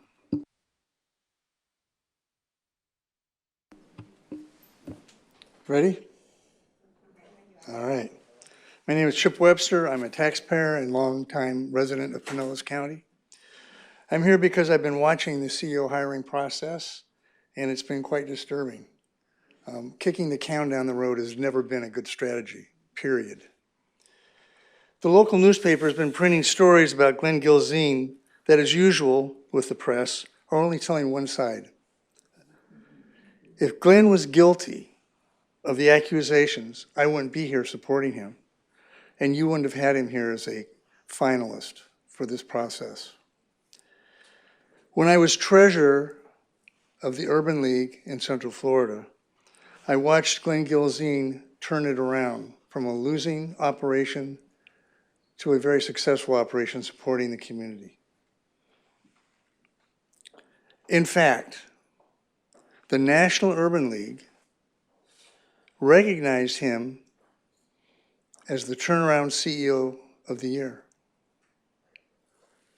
A year later, the Orlando Business Journal recognized him as the CEO of the year.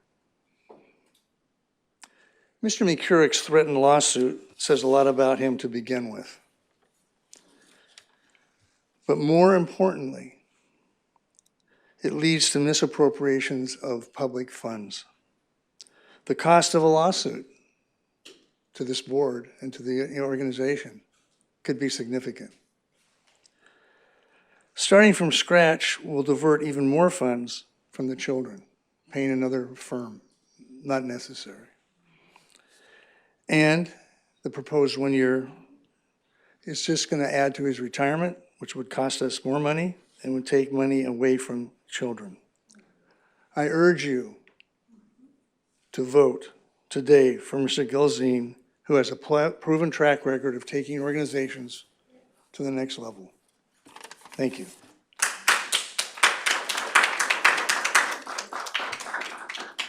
The next card is from Frank Peterman.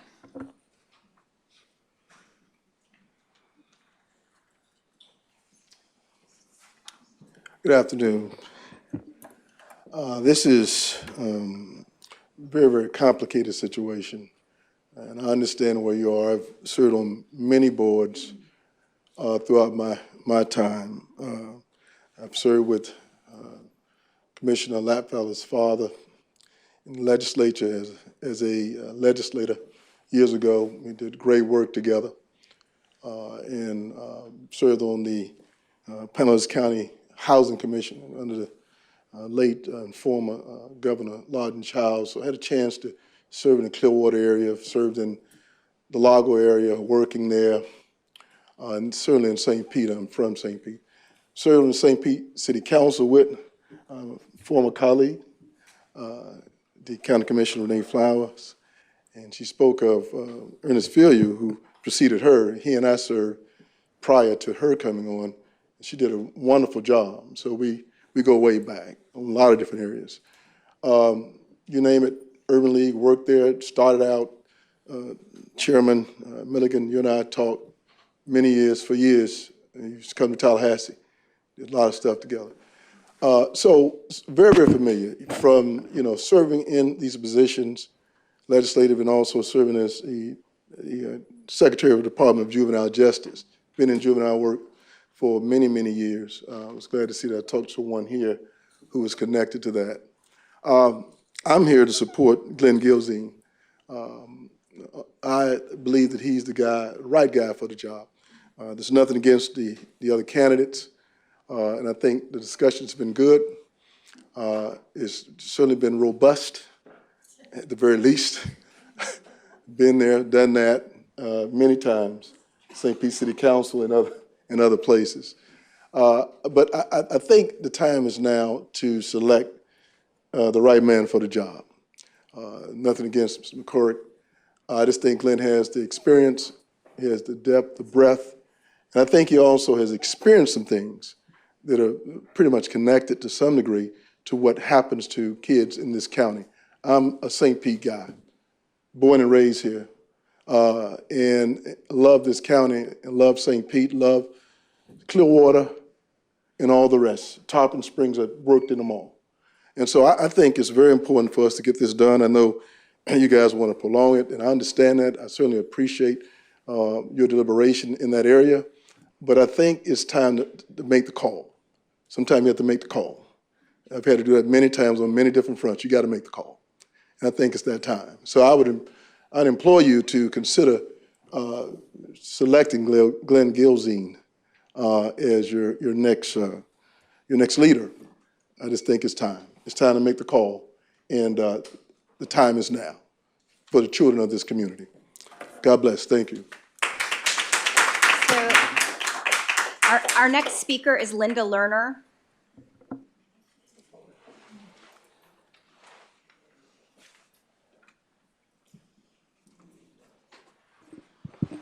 My comments are not personal or political. To the best of my ability, they are factual.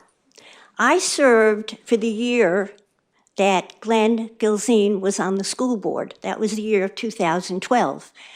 I sat next to him at the board table, as I remember. However, I would say, yes, he is personable. He cares about kids, like all of us. However, there are some real factual things that are apparent make him not the choice to be the leader of Juvenile Welfare Board. In March 2024, Mr. Gilzine was appointed Supervisor of Elections in Orange County by Governor DeSantis. He served less than a year. The facts, as I have seen reported, based on a county controller's report, investigation, was that he spent $9.9 million without approval, and one weekend he spent $4.3 million and left his office without enough money to pay employees. I went to that report, I read it. These are real investigative allegations. I read in great detail that he is accused of breaking many Florida statutes. I do know that he filed a lawsuit. I know the judge was going to hear it. But when he went off as being Supervisor of Elections in January, I think 2025, he did not pursue the lawsuit, as far as I know, the facts that I know. So where it stands now, I think, for many reasons, not just what I have stated here, Mr. Gilzine is not here to lead Juvenile Welfare Board. I know Juvenile Welfare Board. I'm older than most of you. Over 40 years ago, I worked at Resource Center for Women, and we had JWB funding. I served on many boards and committees and advisory committees who had JWB funding. As the providers will tell you, JWB staff is extremely strict and precise about programmatic and fiscal accountability. I believe the best thing now that you can do is, based on the motion that you have, to have a new search firm. And I think for the continuity of knowledgeable and effective leadership for the community and for our kids, that Mr. McCarrack should be the ongoing CEO while this search continues. Thank you. I hope I am thankful, appreciative of your service, and I hope you will make the right decision for the community and most importantly, for our kids. Our next speaker is Craig Chia. There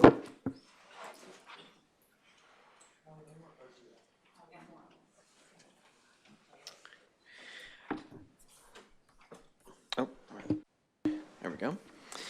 Hello, I have a message from my brother that was not able to be here today. He wanted to speak, but he sent me a text message to read aloud. He says, "Hello, my name is Eric Chia. I'm coming here today to speak to the board about my thoughts on an impactful decision you all will be making, and of course to support my mother. I once worked a healthcare insurance job where the goal was to help the elderly people get insurance in place with Medicare. At some point, I started questioning if getting the elderly person to switch their insurance was helping them or just getting me a sale. Once I started thinking about this moral dilemma, I did what everyone does. I went to my mother and see what she thought about it. She said, if you're struggling with switching people's insurance just because the company wants them on their books, you have to decide if you want to do that job or not. Because if you go against your conscience, you will lose a piece of your soul. You have to decide who you want to be, and if you're not okay with being told what to be, then you have to make a choice." This is what she said. And he said, "I knew the answer to my question the second she said that. I knew where I stood morally, and I knew I was raised to believe that's more important than job. I'm telling you this story today because I know you all have to make a decision that is very impactful to the youth. And I just ask you guys to think with your moral compass and make a decision based off of what you truly think is right. Thank you." Our next card is from Bridget Heller.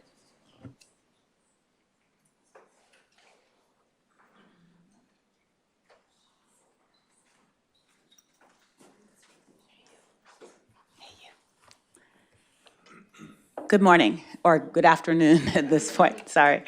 I will be very brief. I do not come to you today as a recipient or a partner in terms of the funding that JWB does for my organization, which is the Shirley Proctor Polar Foundation.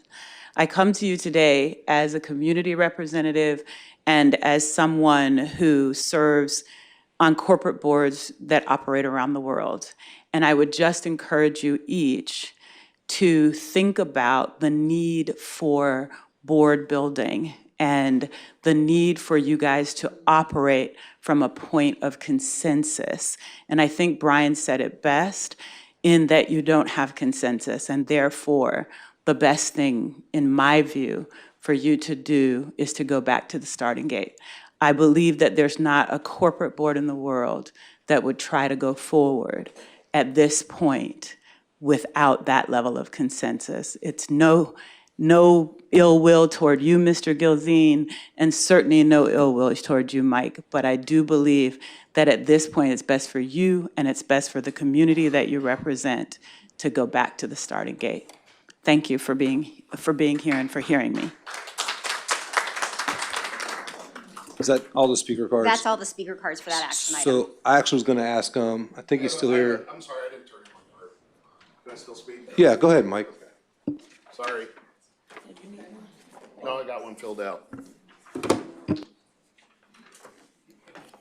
All right, good afternoon. This has been a great way for me to spend my PTO today. So I've enjoyed hearing all the comments today. As most of you know, in my day job, I run an organization here, and for the last 25 years, as evident by my career choices, I do care deeply about the family and children in our community. I'm also a dad of a little one. And every thought and every decision that I've made since the day he was born has been through the lens of what's in the best interest of my son, Cole. I have followed this CEO process since the beginning that started with a rather sudden departure of Beth Houghton. And I believed it was going to be a fair and transparent process.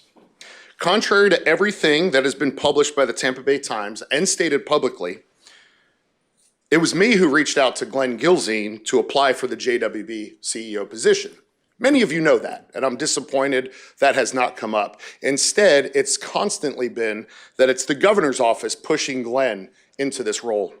I'll say that one more time for our friends at the Tampa Bay Times so they can properly report on it for their last 12 readers that are still standing. Contrary to everything that the Tampa Bay Times has said, it was not the governor who said, Glenn, go apply for this position, go get this position. It was me. I've known Glenn for 25 years, and I call him a very dear friend. I've been there along the way as he's been dragged through the mud and accused of things that have never come to light. Some things that have also been mentioned here again today. But Glenn has been professionally transparent all along the way. The same story that we've heard over and over again from Orlando that has no merit has been published by the Times on no fewer than 6 times. A credit report that was not attached to him falsely was provided to the board during the interview process publicly. And all while that, Glenn has responded with dignity, clarification, and patience without an apology from the board chair or the board. This entire search process has been outrageous and should end today with the hiring of Glenn Gilzine so that JWB can get back to the important matters of service of the children and families in Pinellas County. And it's weak to cave at this point and not support Glenn and get him in as the next CEO of JWB. So thank you so much for your time.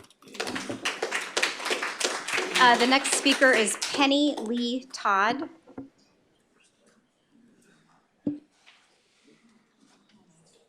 Hello. Thank you for allowing me to speak. This is my first time coming to your board meeting. And I just wanted to say that I really, truly, I believe your purpose for coming here is, and coming together as a board, is to support the children. And what I'm seeing here is a lot of tit for tat going on. And I believe that Sarah Mullo, what she was saying, you know, it sounds like you had a group of people that were working closely together to try to put out there the feelers of finding the right person. But delaying it, I think it's really not in the best interest, because your best interest is really to be focusing on the children. And getting a CEO, even if it's a CEO that you've elected today, and it sounds like Glenn would be a great CEO, it seems like that would be the best starting point for you guys to get organized and to really be here for the right purposes. Thank you very much, and God bless. The next card is Dr. Jim Sewell.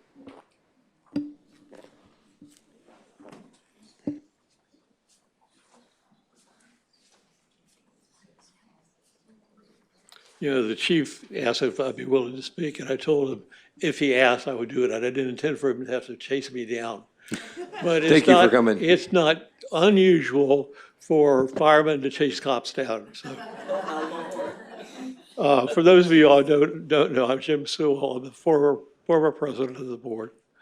I've been there. I was going to check in my plaque outside, but it's gone. There's a thief in the house. I was on the board for about 10 years and saw many of these folks go through their learning time in the board. Chief asked me what I thought of the process and what was going on right now, and I said, you need to start over. For the same reason was recently stated, no other corporate board will be trying to put it back together. I've offered my services, which I'm not consulting anymore, offered my services to help do it. The last two selection process, we've done a nationwide search. We've been very successful in both of those times. Board kept a hand on touch with all of this going on, and I think that's important. Where you can exchange the information and you know what you need, and again, that everybody feels not necessarily they won, but they had a process that allowed them to communicate. JWB is too important to this community to not be considered a big deal. And my 10 years, it was great. I learned a lot and dealt with a lot of good people, some of whom are on the board now. And it was a good time, and I think we accomplished a lot with the money that we were given by our citizens. And that's something to never forget. We serve at the will and pleasure of those folks that give us their tax dollars, expecting we'll do something with it. And it's important that we do that. So thank you, Chief. You just let me know what you want me to do. Thank you, Dr. Sewell. Thank you for your time on the board and also chairing this board as well. Thank you. And just wanted some input from previous board members to kind of give the rest of the board some knowledge of where you came from, what happened while you were here, and I appreciate you coming today. I will try and make them at least comfortable, if not happy. So, thank you.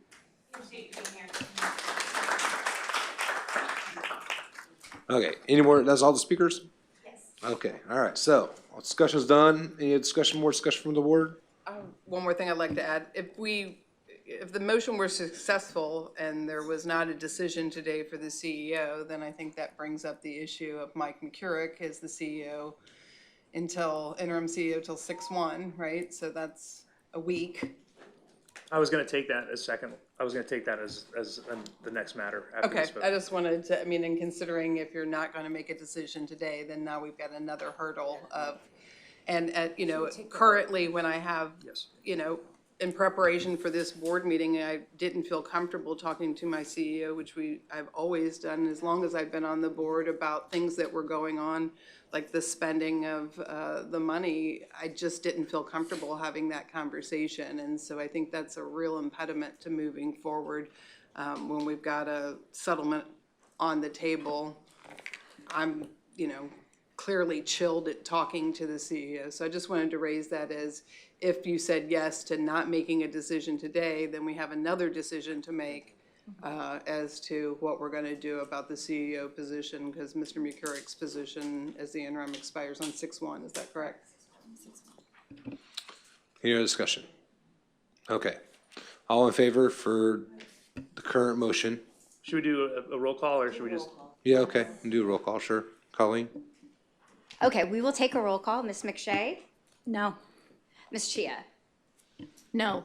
Ms. Rutland? Yes. Mr. Onks? Yes. Ms. Mallow? No. Commissioner Latvala? Oh, I'm sorry, Judge Moore, sorry. Yes. Commissioner Latvala? Yes. Ms. Nage? No. Chief? We have 4 noes, and we have 1, 2, 3, 4, 5 yeses. So the motion passes. We have 1, 2, 3, 4, 5, 6, 7, 8, 9. You have 9 people here. Yeah, we lost one because Mr. Hendrick had to leave. Yeah. Okay, so that motion carries. Okay, so in terms of what to do June 1, like I said, I'm personally happy to continue to work with Mr. McCurrick. I, too, like Public Defender Mallow, I'm just going to be completely transparent here. When we got the initial letter, when you get a letter like that as an employer, it makes you think that the employee doesn't want to be here or is giving up on the process. So I'm glad to know that that's not true.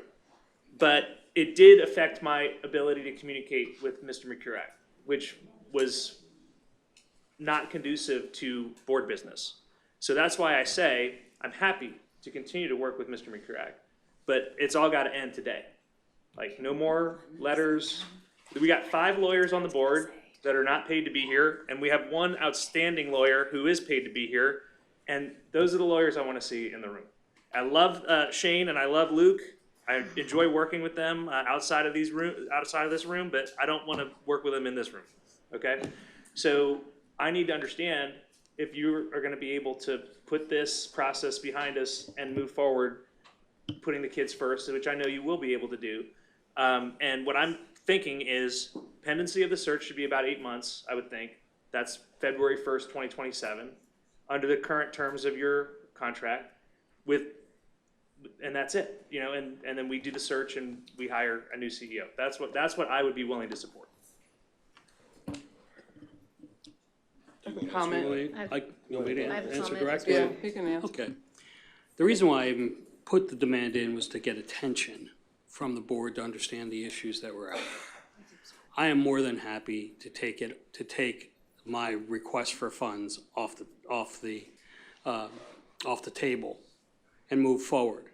What I'm looking for, though, is that, as my contract currently does say, that we have that an interim CEO really is the CEO and has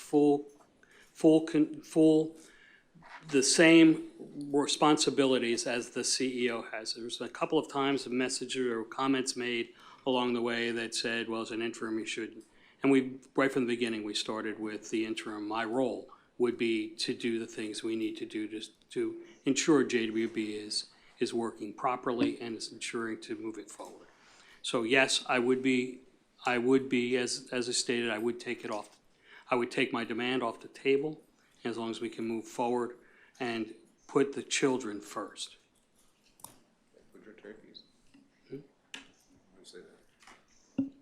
Chief? Yeah, so I didn't know that, I just think that there may be other alternatives to having Mr. McCurrick continue on. I think that that is part of the controversy and part of if we made mistakes in hiring a CEO, allowing an interim CEO to apply for the job was probably something that I would not do again. So I don't really necessarily agree that Mr. McCurrick should remain the interim CEO because the board has now made a decision to pivot and to start the entire process again, because basically that's as you said, an 8-month process. It's been almost a year process at this point.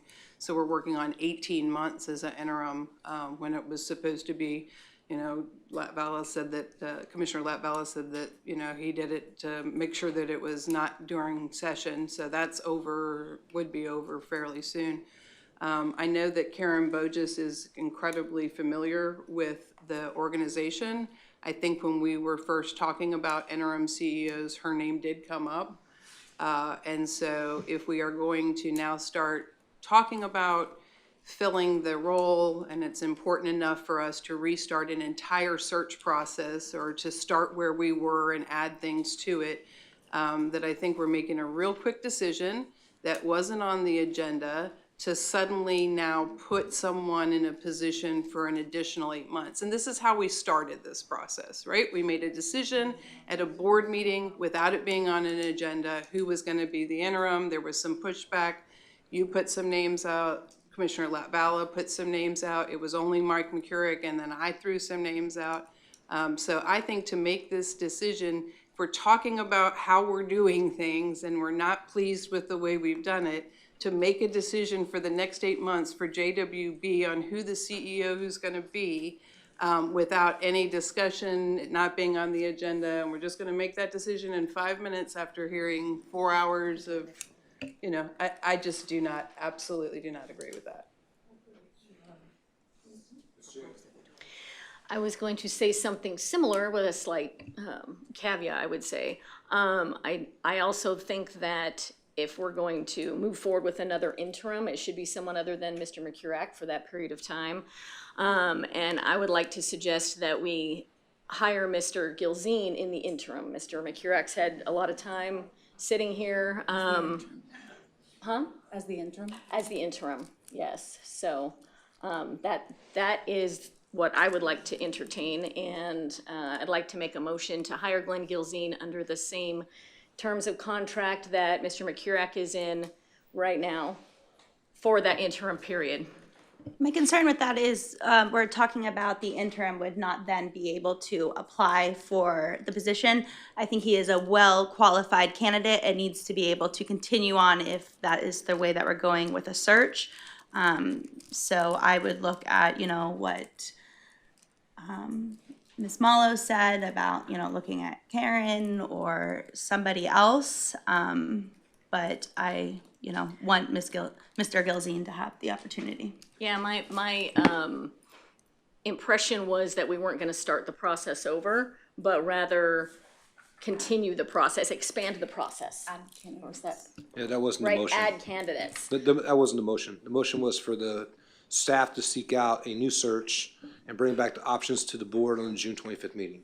I thought it was in the continued search. Colleen, do you have that? The motion. Ms. Rutland suggested that. That was her suggestion as to how the search would operate. But the motion that passed was that at the June meeting, staff would bring back search firms for you all to consider. Now, to that end, once you pick a search firm, you can work with the search firm to design whatever search you feel appropriate. Okay, The thank you. motion was just for search firms. Okay. Then I remove that motion. But if your motion is to have the exact same that he has now, that doesn't say he can't be. I think the concern is he wouldn't be able to participate in the continued permanent selection process if he took the interim now, is what I'm understanding. Right, that's Right, what he put in correct, his Mr. letter. Unks, Yeah. right. So I move to extend Mr. McCurrack's contract to February 1st of 2027, contingent upon this settlement agreement in principle that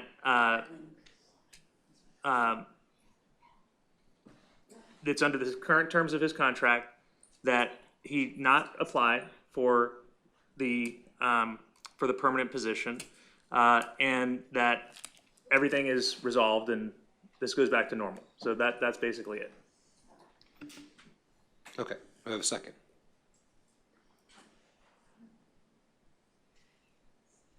Seeing none. Second, Commissioner LaValle. So, I agree that whoever, because we made that is a mistake we made. So whoever's interim should not apply for the job going forward. It's also difficult for that person to be on both sides of the fence, right? So, I definitely agree with that. Any other discussion? Seeing none, so take a vote.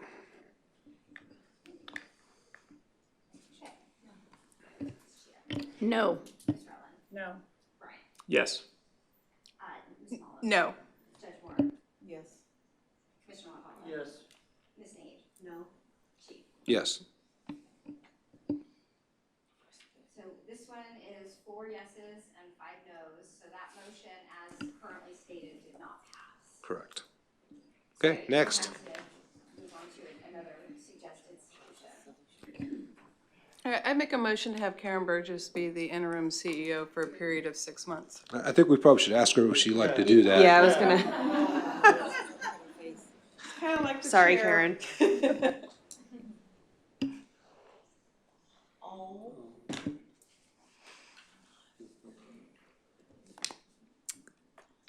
I'm sorry.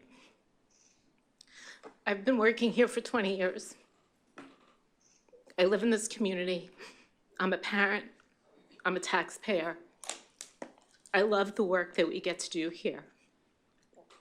The staff here have been through so much, and I would be honored to help give stability to this organization and a commitment that I would not apply for the CEO position. Second.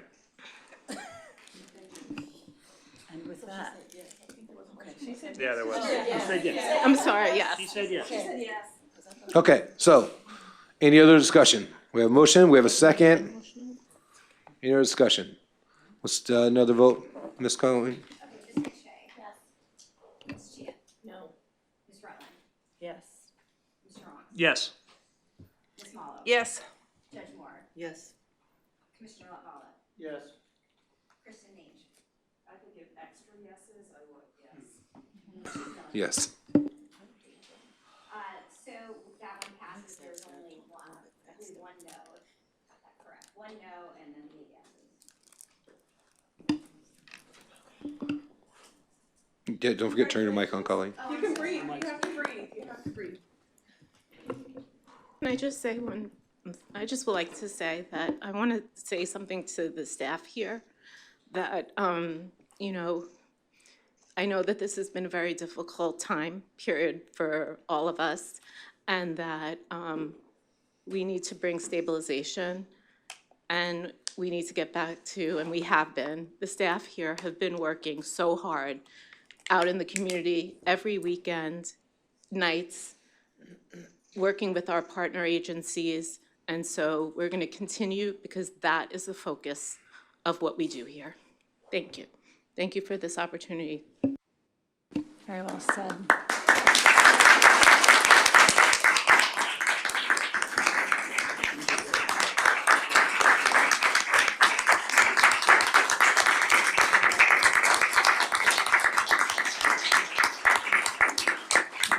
Thank you, Karen, and you know we support you 100%. We've had talks, you and I have talked, we support you 100%, you know that.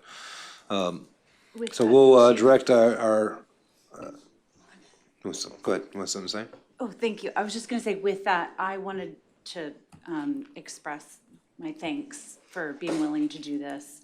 And I also wanted to just say that I don't want you to feel like you're alone, because now you're doing sort of the role of your two jobs. So I would support bringing in Laura as an interim CFO, or in any capacity that you would need to do so. Increase her, if she's willing to do so, consulting contracts. So just so you know. Thank you. Do we have any more voting? I have court. Nope. Okay. You gonna miss my comments? Say it fast. I'll send them to you. You can YouTube it later.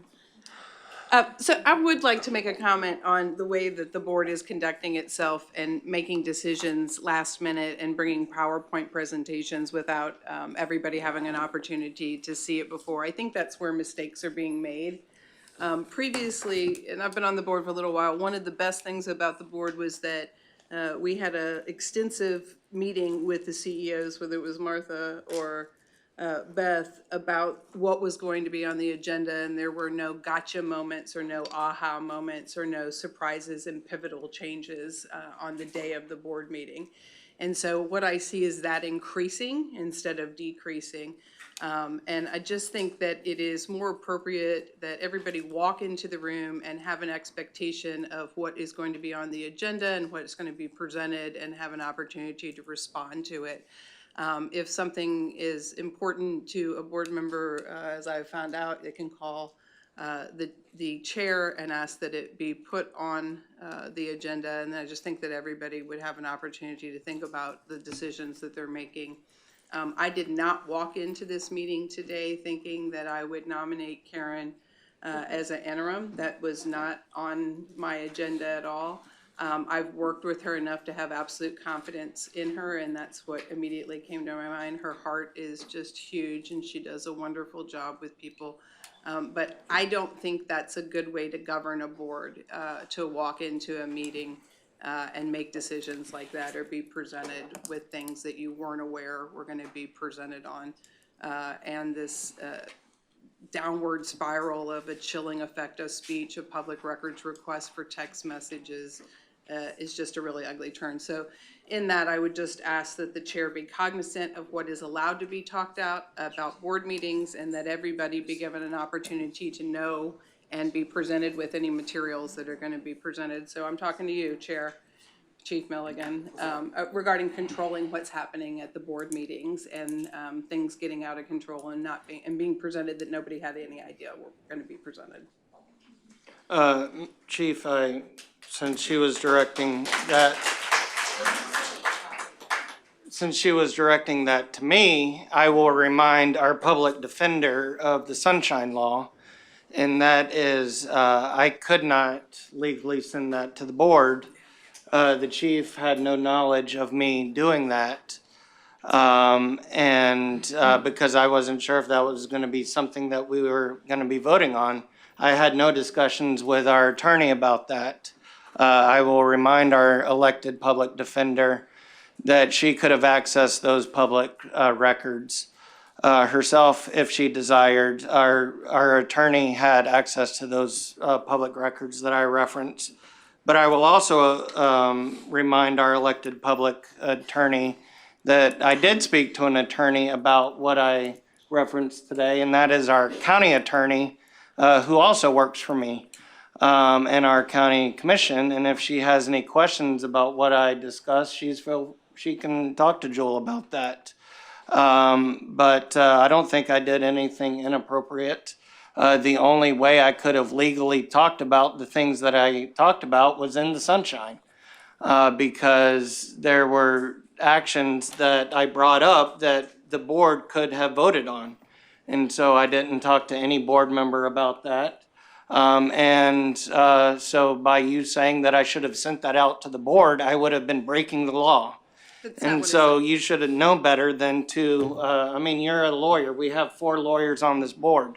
So, you know, that's kind of nonsense for you to even bring that up. Well, in the court of law, generally, when parties are opposing each other, there's required to be notice of the evidence that they're going to present. And I am not as familiar with sunshine law as you clearly are.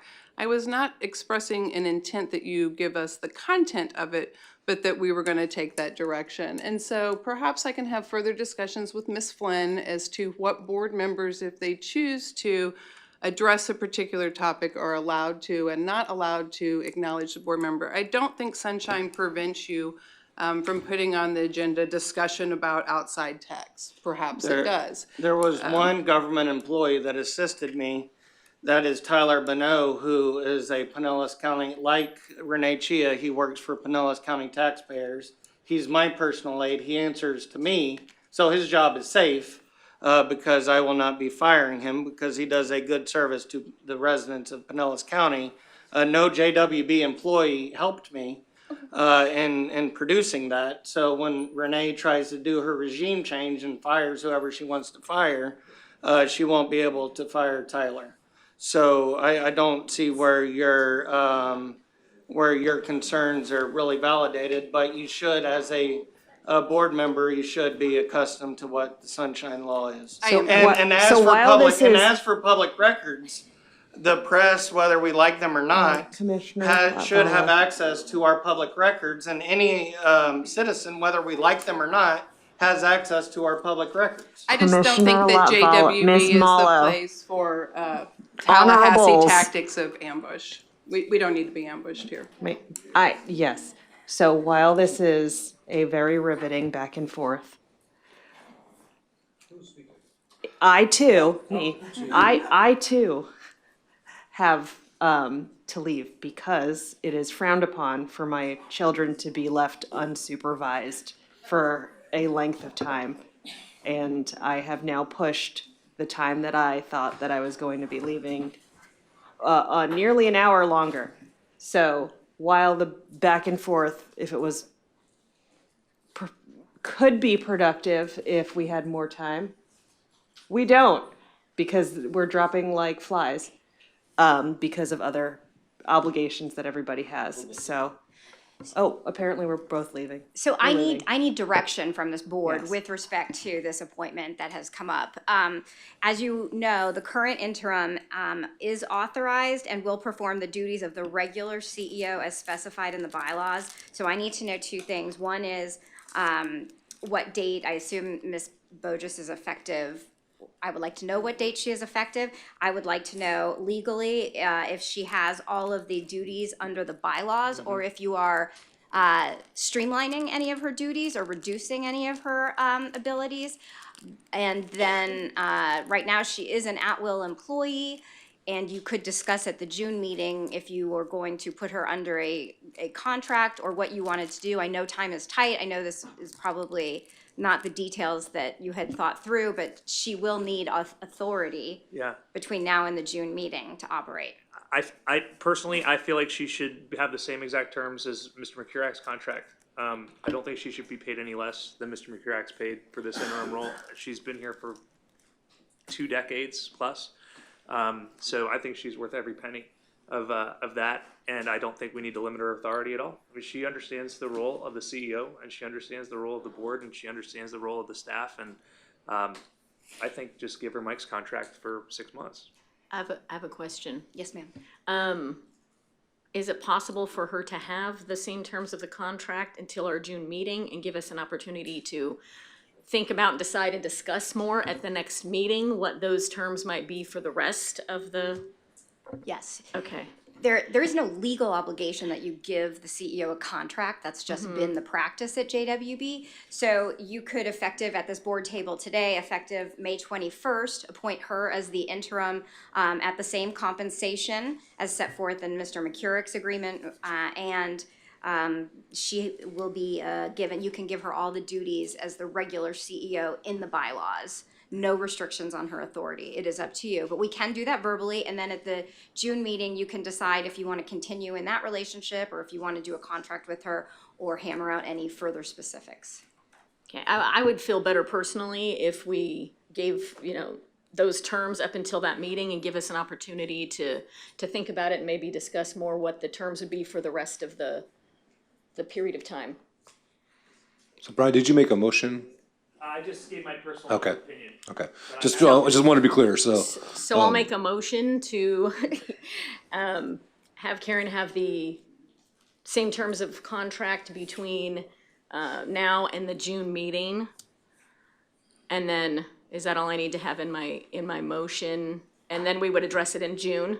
Yes, so Okay. it's the same terms of compensation that the current interim has, as well as the duties of the regular CEO as specified in the bylaws and the board policies. Right, until the June. Perfect. Yep, that's my motion. Okay, so I just want to make sure we're all clear. So basically, Board Member Chia, what you're saying is because she doesn't have a contract and we don't have a written contract to approve today, that we're going to operate as if she's under the same terms and compensation as Mr. McCurrick's current contract, and then we're going to approve the contract on June 25th, the written contract. We'll approve it, but we can talk about if anyone has any, I want time to think about it and see if we need to consider and discuss any changes in those terms, Okay?